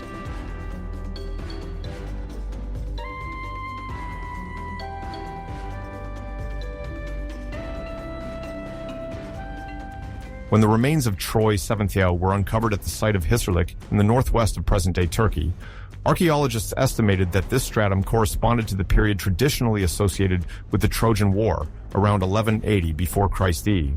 The collapsed walls, traces of destruction, and layers of ash left by significant fires seem to indicate that a major conflict shook the region at this time. For many specialists, this context potentially corresponds to the historical background in which heroes like Achilles could have evolved, assuming they really existed. The German excavations led by Heinrich Schliemann in the 19th century, later supported by the research of Wilhelm Dörpfeld and Karl Blegen, revealed a complex site, evidencing a succession of urban occupations from the early Bronze Age to the Hellenistic period.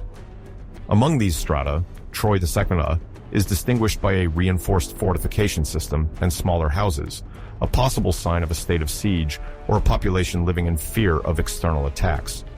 However, any correspondence with the Homeric narrative remains even today subject to doubt, as the material evidence is still fragmented.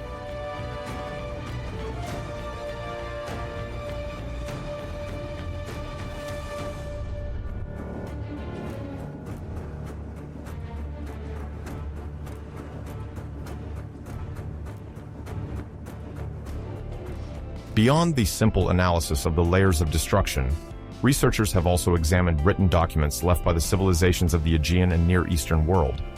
Among these texts are linear B tablets discovered at several Mycenaean sites, including Pylos, Mycenae, and Knossos. On one of them, catalogued as PYS 146, appears a name that has intrigued for decades, Achilles. Some philologists see in it an archaic form that could correspond to Achilles, suggesting the existence of a documented individual who bore a name similar to that of the Homeric hero. Although caution is advised in interpreting these signs, this mention raises the possibility that the epic cycle may have drawn from historical figures, incorporating their exploits and identities into a mythified narrative. The linear B tablets, dated mostly to the 13th century before Christ, indeed offer lists of rations for soldiers, inventories of weapons, or censuses of people attached to the palace. While Achilles is not systematically associated with a prominent warrior, the presence of such a name in Mycenaean documentation fuels the debate on the historical reality of Achilles.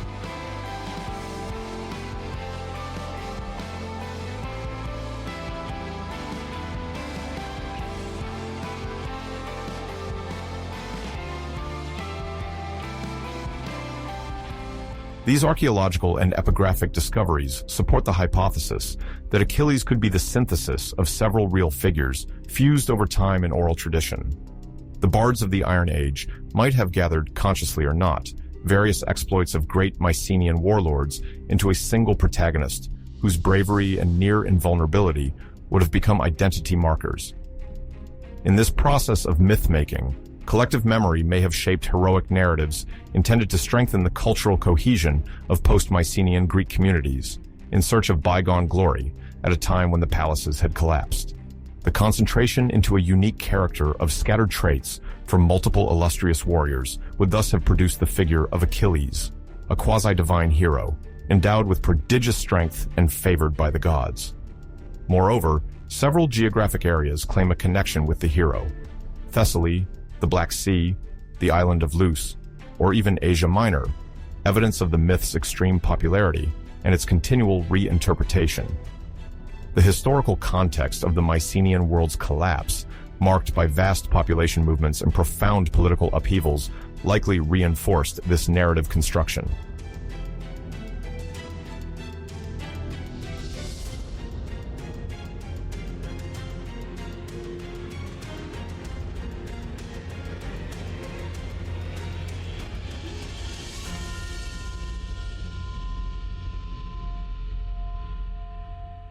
Historians of ancient Greece generally agree that the Late Bronze Age was a transitional period during which Mycenaean culture began its decline, giving way to a so-called Dark Age for archaeologists due to the scarcity of written sources. During these decades, the fall of major palace kingdoms, the disorganization of trade networks, and the emergence of new power centers reshaped the political landscape. Conflicts for the control of strategic regions, like the straits between the Aegean and the Black Sea, may have inspired numerous epic tales, including the siege that most symbolizes the heroic dimension of this era, the Trojan War. In this chaotic context, it is plausible that the exploits of one or more military leaders standing out for their bravery fueled the myth of Achilles. The collective imagination then amplified the reputation of this warrior by endowing him with divine ancestry, exalting his prowess, and attributing to him a decisive role in the fall of the enemy city. The many oral variations, circulating at banquets and gatherings, engraved in memories the image of an unrivaled fighter.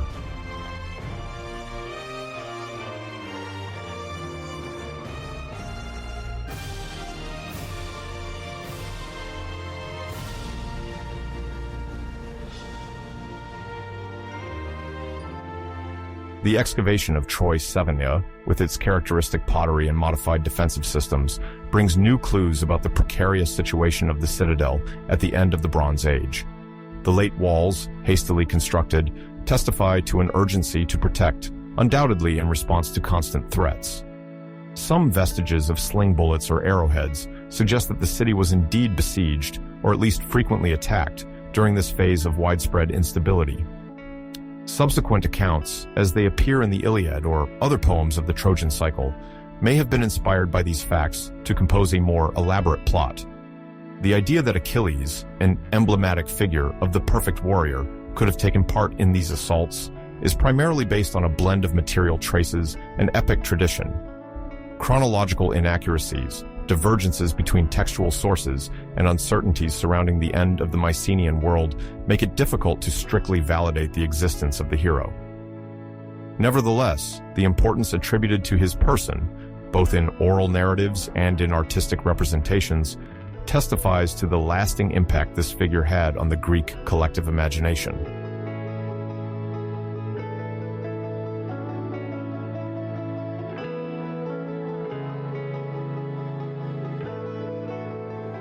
The very name of Achilles, whose etymology remains uncertain, refers to a complex linguistic tradition marked by the overlap of Greek dialects and Anatolian influences.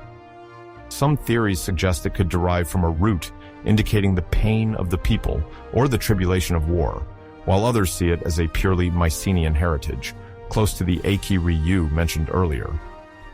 In ancient art and literature, Achilles is often associated with a flamboyant individuality, preoccupied with honor and glory within a warrior aristocracy.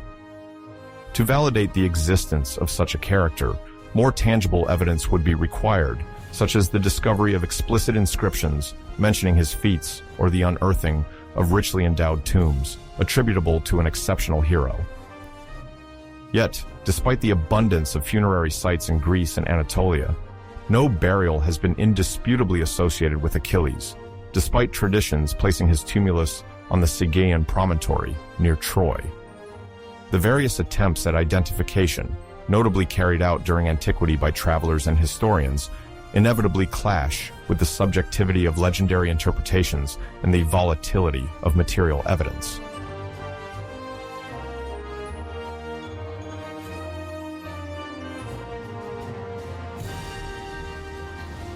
The hypothesis that Achilles may be a composite figure born from the fusion of various historical memories and epic imagination resonates with the notion of the transitional hero. This concept refers to a character standing at the crossroads of several worlds, the concrete one of wartime realities from the 13th or 12th century before Christ, and the more symbolic one of later mythology. In this sense, Achilles would embody the transition between the world of Mycenaean palaces and that of the emerging Greek city-states at the start of the Archaic period. The battle narratives, divine attributes, and the quasi-sacred aura surrounding the hero perhaps reflect the aspirations of a society in search of models in a context of political and cultural upheavals. Poets, aware of the allure such stories aroused, may have contributed to solidifying the image of Achilles as a paragon of valor and loyalty to his comrades in arms. He then becomes the standard bearer of a certain aristocratic ethos, founded on bravery, honor, and loyalty, while integrating the doubts and weaknesses inherent in the human condition, as demonstrated by his passionate relationship with Patroclus.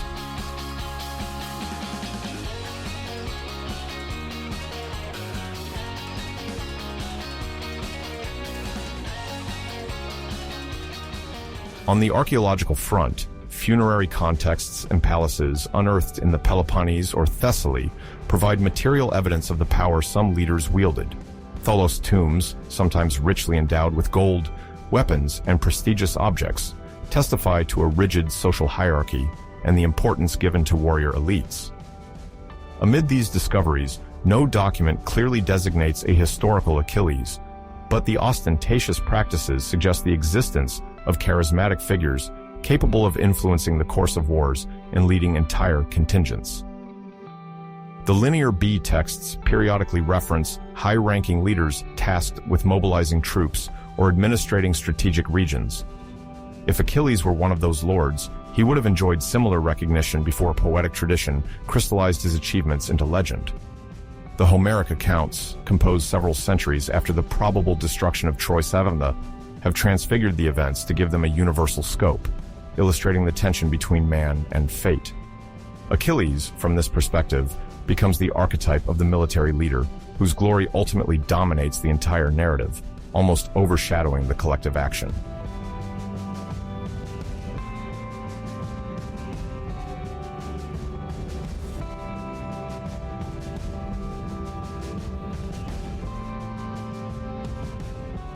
During the Middle Ages, the figure of Achilles undergoes multiple reinventions, fueled by a partial rediscovery of ancient tales, circulating then in the form of Latin manuscripts, or more or less faithful translations. In the latter half of the 12th century, a French poet named Benoit de Saint-Maur writes the Roman de Troie, a lengthy verse narrative that attempts to recount the entirety of the Trojan War with a medieval spirit and sensibility. The targeted audience is that of the aristocratic courts of Western Europe, particularly those linked to the Angevin nobility. In this adaptation, Achilles appears both as a heroic knight and as a violent being, torn between a sense of chivalric honor and an irrepressible desire for warrior beauty. The courtly codes insert traits into the description of Achilles that reflect the feudal system, emphasizing his rank, armor, and attitude as a valiant champion, while placing him within the spiritual lineage of medieval chivalry. This work, disseminated in the form of illuminated manuscripts, has a considerable impact on how the audience of the time perceives the Trojan legend. The Roman de Troie offers a very expanded version of the loves and battles. Thus, Achilles is sometimes treated as a character trapped by fate, while being elevated as a paragon of bravery for Western lords.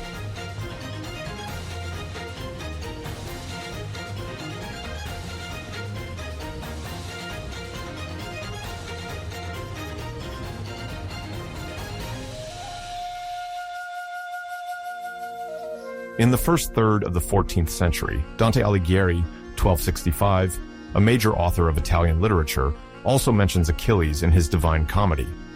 This vast poem, composed in Tuscan, seeks to describe Dante's spiritual journey through hell, purgatory, and paradise. In Canto 5 of the Inferno, dedicated to the carnal sinners, Achilles is mentioned among those misled by passionate love. Here, one can perceive the memory of later episodes of the legend, in which Achilles allowed himself to be seduced by Polyxena, a Trojan princess, before being trapped and killed. The brief mention in Dante's work highlights the moral ambivalence of the Greek hero, sometimes celebrated for his invincible strength, sometimes greedily vulnerable when he yields to love. In this passage, Dante does not provide a detailed description, but classifies Achilles with other tragic figures of literature, thus recomposing a pantheon of characters known for their passionate flaws.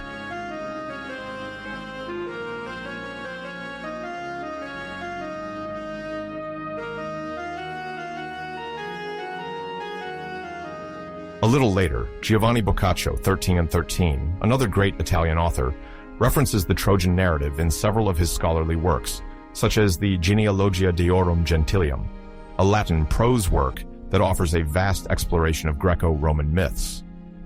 Boccaccio is particularly interested in the cultural and moral stakes of ancient legends. He seeks to trace the lineages of gods and heroes to better illuminate the mythological foundations of the emerging medieval and humanist world. In this context, Achilles takes the form of an example of both warrior fury and human fragility. Boccaccio, captivated by the narrative richness of the Trojan War, adopts the idea of a noble Achilles, capable of murderous outbursts. For him, reading Homer and the Latin authors Statius Ovid matters less than reflection on how these myths can serve as moral lessons or societal mirrors for Christianity, still strongly marked by austere morality and the necessity of the soul's salvation.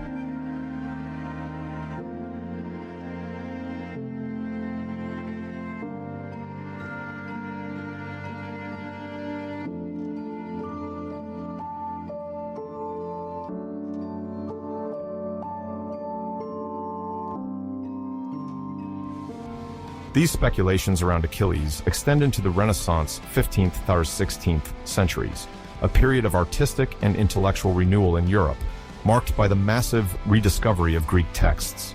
Italian scholars and those from Northern Europe eagerly translate and study Homer in the original text, fostering a resurgence of admiration for Hellenic culture. The figure of Achilles, the quintessential symbol of the Redeemer warrior or the invincible champion, becomes a recurring motif in the visual arts, notably Mannerist painting. Mannerist painters, active mainly between 1520 and 1600, are characterized by elongated compositions, complex poses, and a certain taste for artificial elegance. Thus, when depicting scenes from the Iliad or other Trojan episodes, they represent Achilles at the moment of a theatrical gesture, dramatizing the duel or magnifying his victorious stance. While the viewer may not always explicitly see his vulnerable heel, the Mannerist aesthetic delights in highlighting the sensual and aggressive aspect of the hero with idealized anatomies and feverish expressions.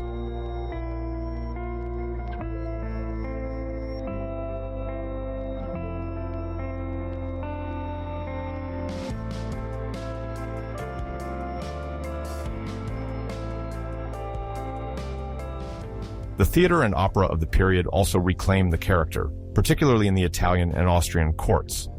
Composers and librettists from the late Renaissance and the early Baroque period from the 1600s onward value mythological subjects to flatter aristocratic curiosity and showcase new scenic possibilities. The Baroque opera Achilles in Syros is among these creations inspired by the legend. The libretto was initially written by the famous poet and librettist Pietro Metastasio, 1698, before being set to music by several composers throughout the 18th century. The story focuses on the episode where Achilles, hidden by his mother Thetis at the court of King Lycomedes on the island of Syros, disguises himself as a young girl to escape his warrior fate.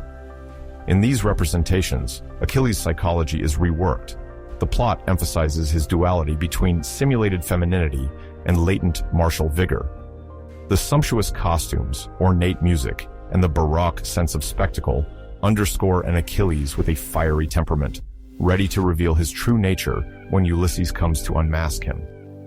This focus on the hero's concealed identity amuses the court audience, fascinated by the idea that a great warrior could have disguised himself to escape fate.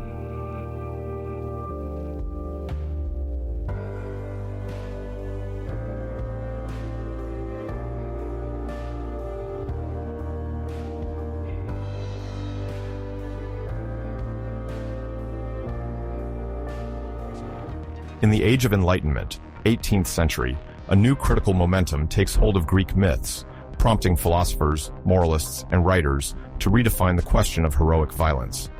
In a period marked by the rise of rationalist and humanist ideas, one wonders if the example of Achilles, with his bloodthirsty impetuosity, can still serve as a model for enlightened elites. François de Salignac de la Motte-Fénelon, 1651, Archbishop of Cambrai and renowned educator, participates in this reflection. Although his major work, The Adventures of Telemachus, does not place Achilles at the center of the narrative, it draws on the Homeric universe to advocate a moral ideal of moderation and wisdom. Through various commentaries, Fénelon emphasizes that Achilles' brutality is not always compatible with the principles of a tempered monarchy or a virtuous regime. He sometimes opposes the ferocity of certain ancient heroes to the gentleness and restraint he deems essential for good governance. From this perspective, Achilles becomes a case study, embodying pure, generous, and protective strength, but also irrational anger and the destructive potential that enlightened rulers must combat within themselves.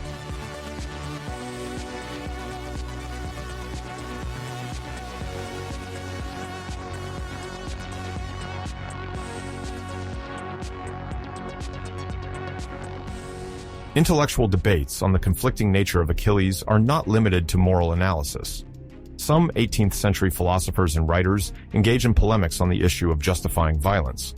If Achilles is a hero admired for his warrior ardor, can the exaltation of combat still be promoted in a society seeking international peace and balance of powers? Enlightened thinkers, convinced of mankind's perfectibility, attempt to reconcile aesthetic admiration for ancient legends with a critical approach that rejects gratuitous cruelty. Literary salons in Paris, London, or Berlin discuss the figure of Achilles by comparing him with other historical conquerors in order to assess the boundary between legitimate bravery and bloodlust. There is a shift where the Homeric hero, once blindly celebrated, now serves as a pretext for philosophical discussions on the ethical dimension of war and the value of military glory.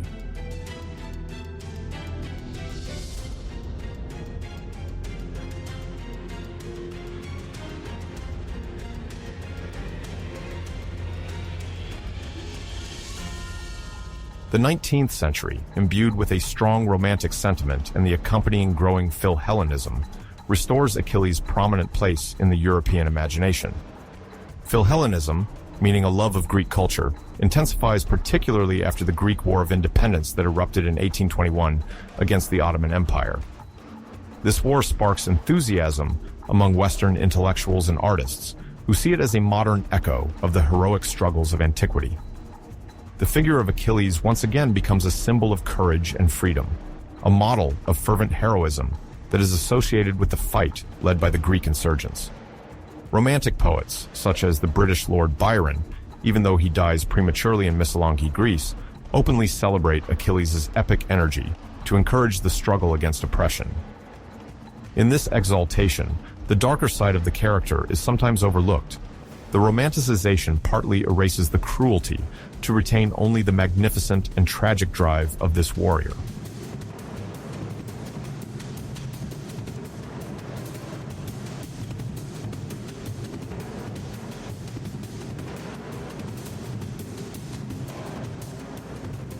Romantic literature thus highlights the intensity of passions, the melancholy of fate, and the quest for the absolute.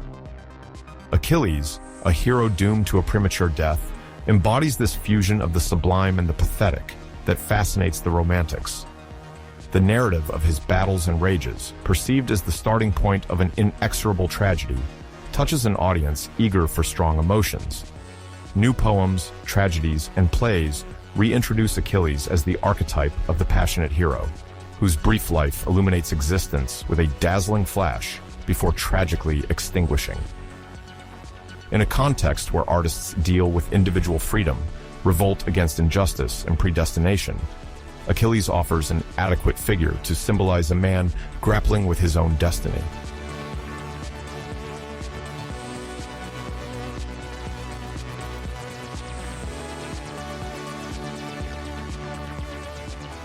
In the realm of visual arts, the rediscovery of ancient forms goes hand in hand with the development of neoclassicism at the end of the 18th century and the beginning of the 19th. Neoclassical sculptors and painters strive to reproduce the idealized harmony and dignity of Greek and Roman art. Antonio Canova, a Venetian sculptor born in 1757 and often considered the greatest representative of neoclassical sculpture, finds numerous sources of inspiration in mythology. He offers the European public several works that explore the heroic theme. While Canova celebrates anatomical perfection, the myth of Achilles, centered on male beauty and physical power, plays an exemplary role in his mental repertoire. It is said that Canova, fascinated by the elegance of ancient statues, tirelessly seeks to give thanks to the ideal of strength and proportion he associates with Greece.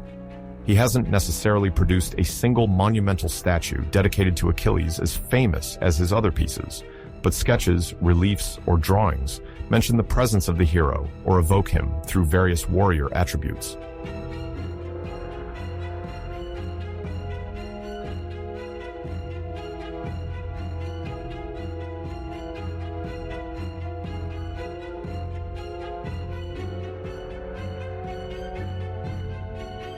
In the visual culture of the first half of the 19th century, references to the Trojan warrior multiply, often under the angle of neoclassical virtuosity.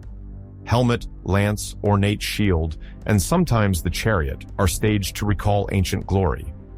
Patrons, often princes or notables, commission works that implicitly link ancient heroism to the grandeur of contemporary regimes that claim a classical lineage. Large format paintings, exhibited in the official salons of Paris or Rome, display Achilles triumphant or in action, surrounded by Dionysian or military attributes, according to the taste of spectators who seek to relate the legend to their own time. The underlying message is one of a return to ancient values: courage, beauty, and a sense of honor that would have been lacking during the revolutionary upheavals of the late 18th century and the Napoleonic era. The development of Philhellenism, in supporting the independence of Greece, further urges artists and patrons to glorify Homeric heroes, of which Achilles remains the spearhead.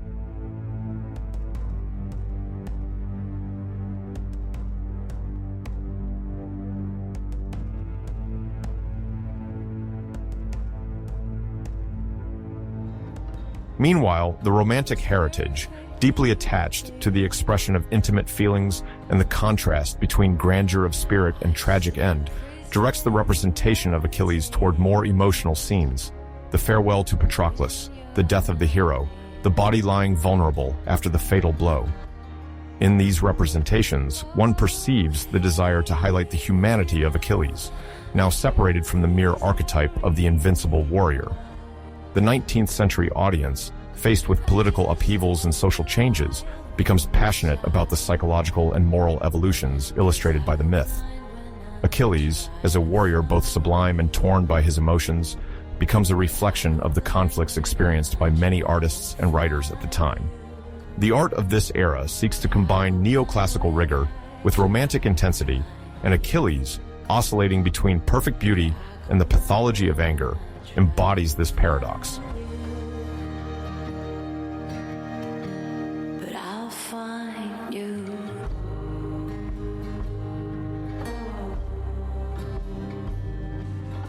One also notes in these decades of the 19th century a proliferation of scholarly works where archaeology, philology, and poetic interpretations intermingle. The first major excavation projects at Troy, now located near Hisar Lake in Turkey, spark increased interest in the historical reality of the eponymous war. Enthusiasts of ancient Greece, driven by Philhellenic spirit, travel to the site and bring back accounts, objects, and even hypotheses about the supposed campsites of Achilles. Although such research remains imprecise and sometimes tainted by Romanticism, they feed the myth in an unprecedented way. As relics are unearthed, people begin to believe that they are touching the material memory of the hero. The sculpture of Canova and that of other neoclassical artists is thus inscribed within a cultural ensemble where aesthetics, historical research, and passion for Greek freedom fuse around the figure of Achilles, who encapsulates all the contradictions of a 19th century caught between scholarly rigor, national fervor, and ancient dreams.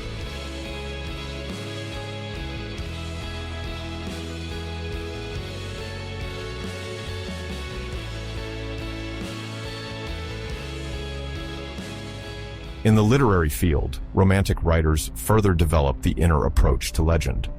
The psychological tensions running through Achilles, such as his resistance to Agamemnon's command, his profound attachment to Patroclus, and the suffering caused by the loss of this companion, provide fertile ground for those who wish to explore the complexity of human impulses.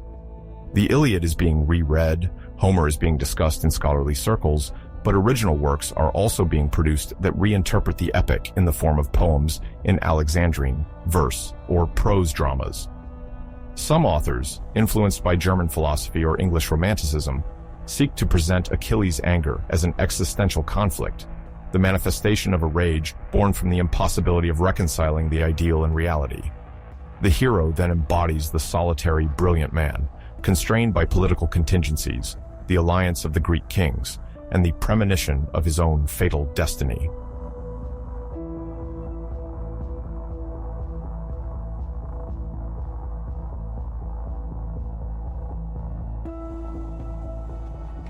In the aftermath, public sculpture finds in Achilles a choice subject to adorn grand plazas or gardens, whether princely parks in Germany or royal residences in Eastern Europe. Sovereigns and aristocrats see in him a symbol of power, heroism, and pseudo-ancient legitimacy. Marble or bronze monuments, often placed in French or English-style gardens, depict Achilles with an impressive cuirass, sometimes brandishing a spear or sword, or at the moment of discovering Patroclus's body, depending on the chosen interpretation. Across the whole of Europe, a competition ensues to assert the splendor of each court, inviting Italian, French, or German sculptors to create the most beautiful statue of Achilles, to remind everyone of the lineage between the grandeur of antiquity and the triumphant modernity of the 19th century. Art critics of the time sometimes debate the historical authenticity of these representations, as anachronistic clothing and Greek symbols are often mixed freely. Nevertheless, the quest for antique majesty prevails, and Achilles becomes a common artistic motif, traversing courts and museums.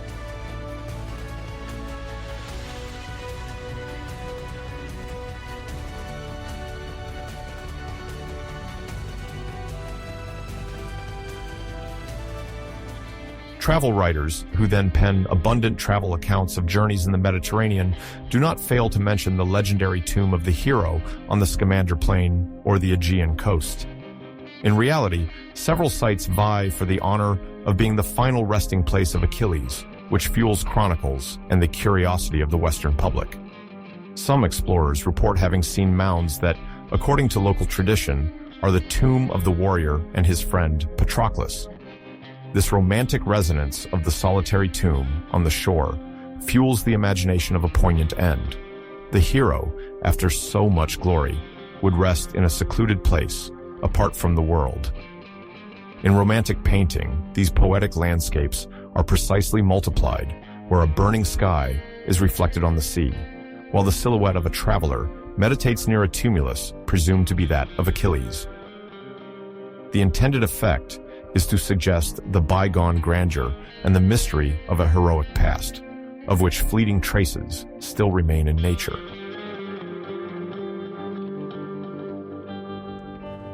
In the mid-19th century, Germany strongly participates in this movement of Trojan rediscovery, thanks to scholars like Heinrich Schliemann, who, a little later, would undertake significant excavations on the site of Troy.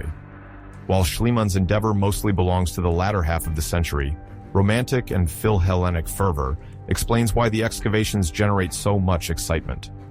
The idea of walking in Achilles' footsteps, finding a piece of his armor, or reconstructing the topography of his battles enhances the popular fascination with the Trojan War and with Achilles in particular. Literary circles, for their part, focus their exchanges on the authenticity of the hero. Is he a complete myth, or could there be a historical basis? The controversies are rekindled, and there is an effort to reconcile poetic enthusiasm with the emerging principles of historical method and comparative philology.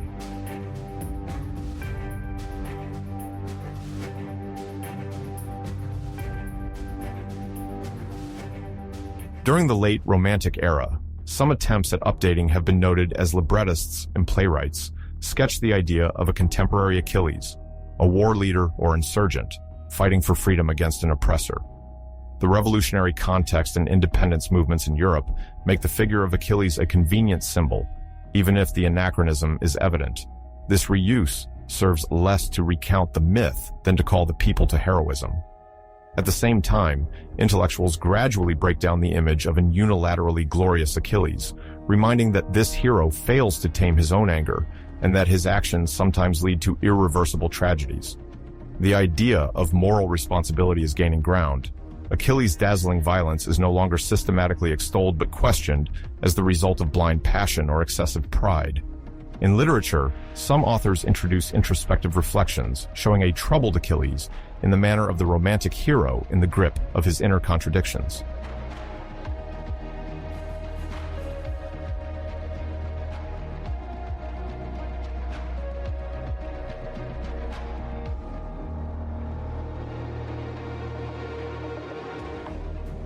Canova's sculpture and those inspired by it testify by their imposing, even monumental dimensions to the symbolic place accorded to Achilles.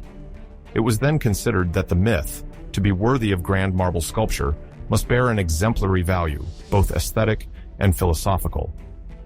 Official commissions for palaces, basilicas, or mausoleums multiply. The Homeric hero, adorned with more or less historical attributes, emerges as the silent messenger of past glories and the ambition of contemporary sovereigns. At the same time, writers and art critics diligently comment on the lines of the torso, the expression of the face, or the precision in the evocation of the shield, seeking to determine if the work manages to capture the essence of the divine Achilles described by Homer. This desire for artistic authenticity, the fruit of neoclassical aspirations, combines with the typically romantic emotional momentum, producing creations that hesitate between formal perfection and a certain pathos.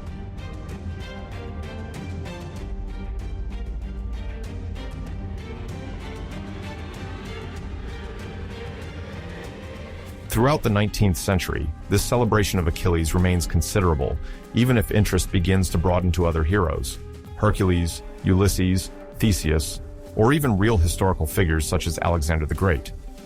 Achilles, however, remains the preferred reference to express bravery, vulnerability, but also uncontrolled violence. The public, in search of strong figures, continues to identify with reinvented ancient epics, discovering in the myth of Achilles a mirror for collective passions. Defense of the homeland, the claim of freedom, exaltation of physical strength, all merge and refer to this Greek hero. Other arts, such as symphonic music, also draw on the epic. Late Romantic composers begin to elaborate works inspired by episodes of the Iliad, celebrating Achilles' valor in symphonic poems or concert overtures.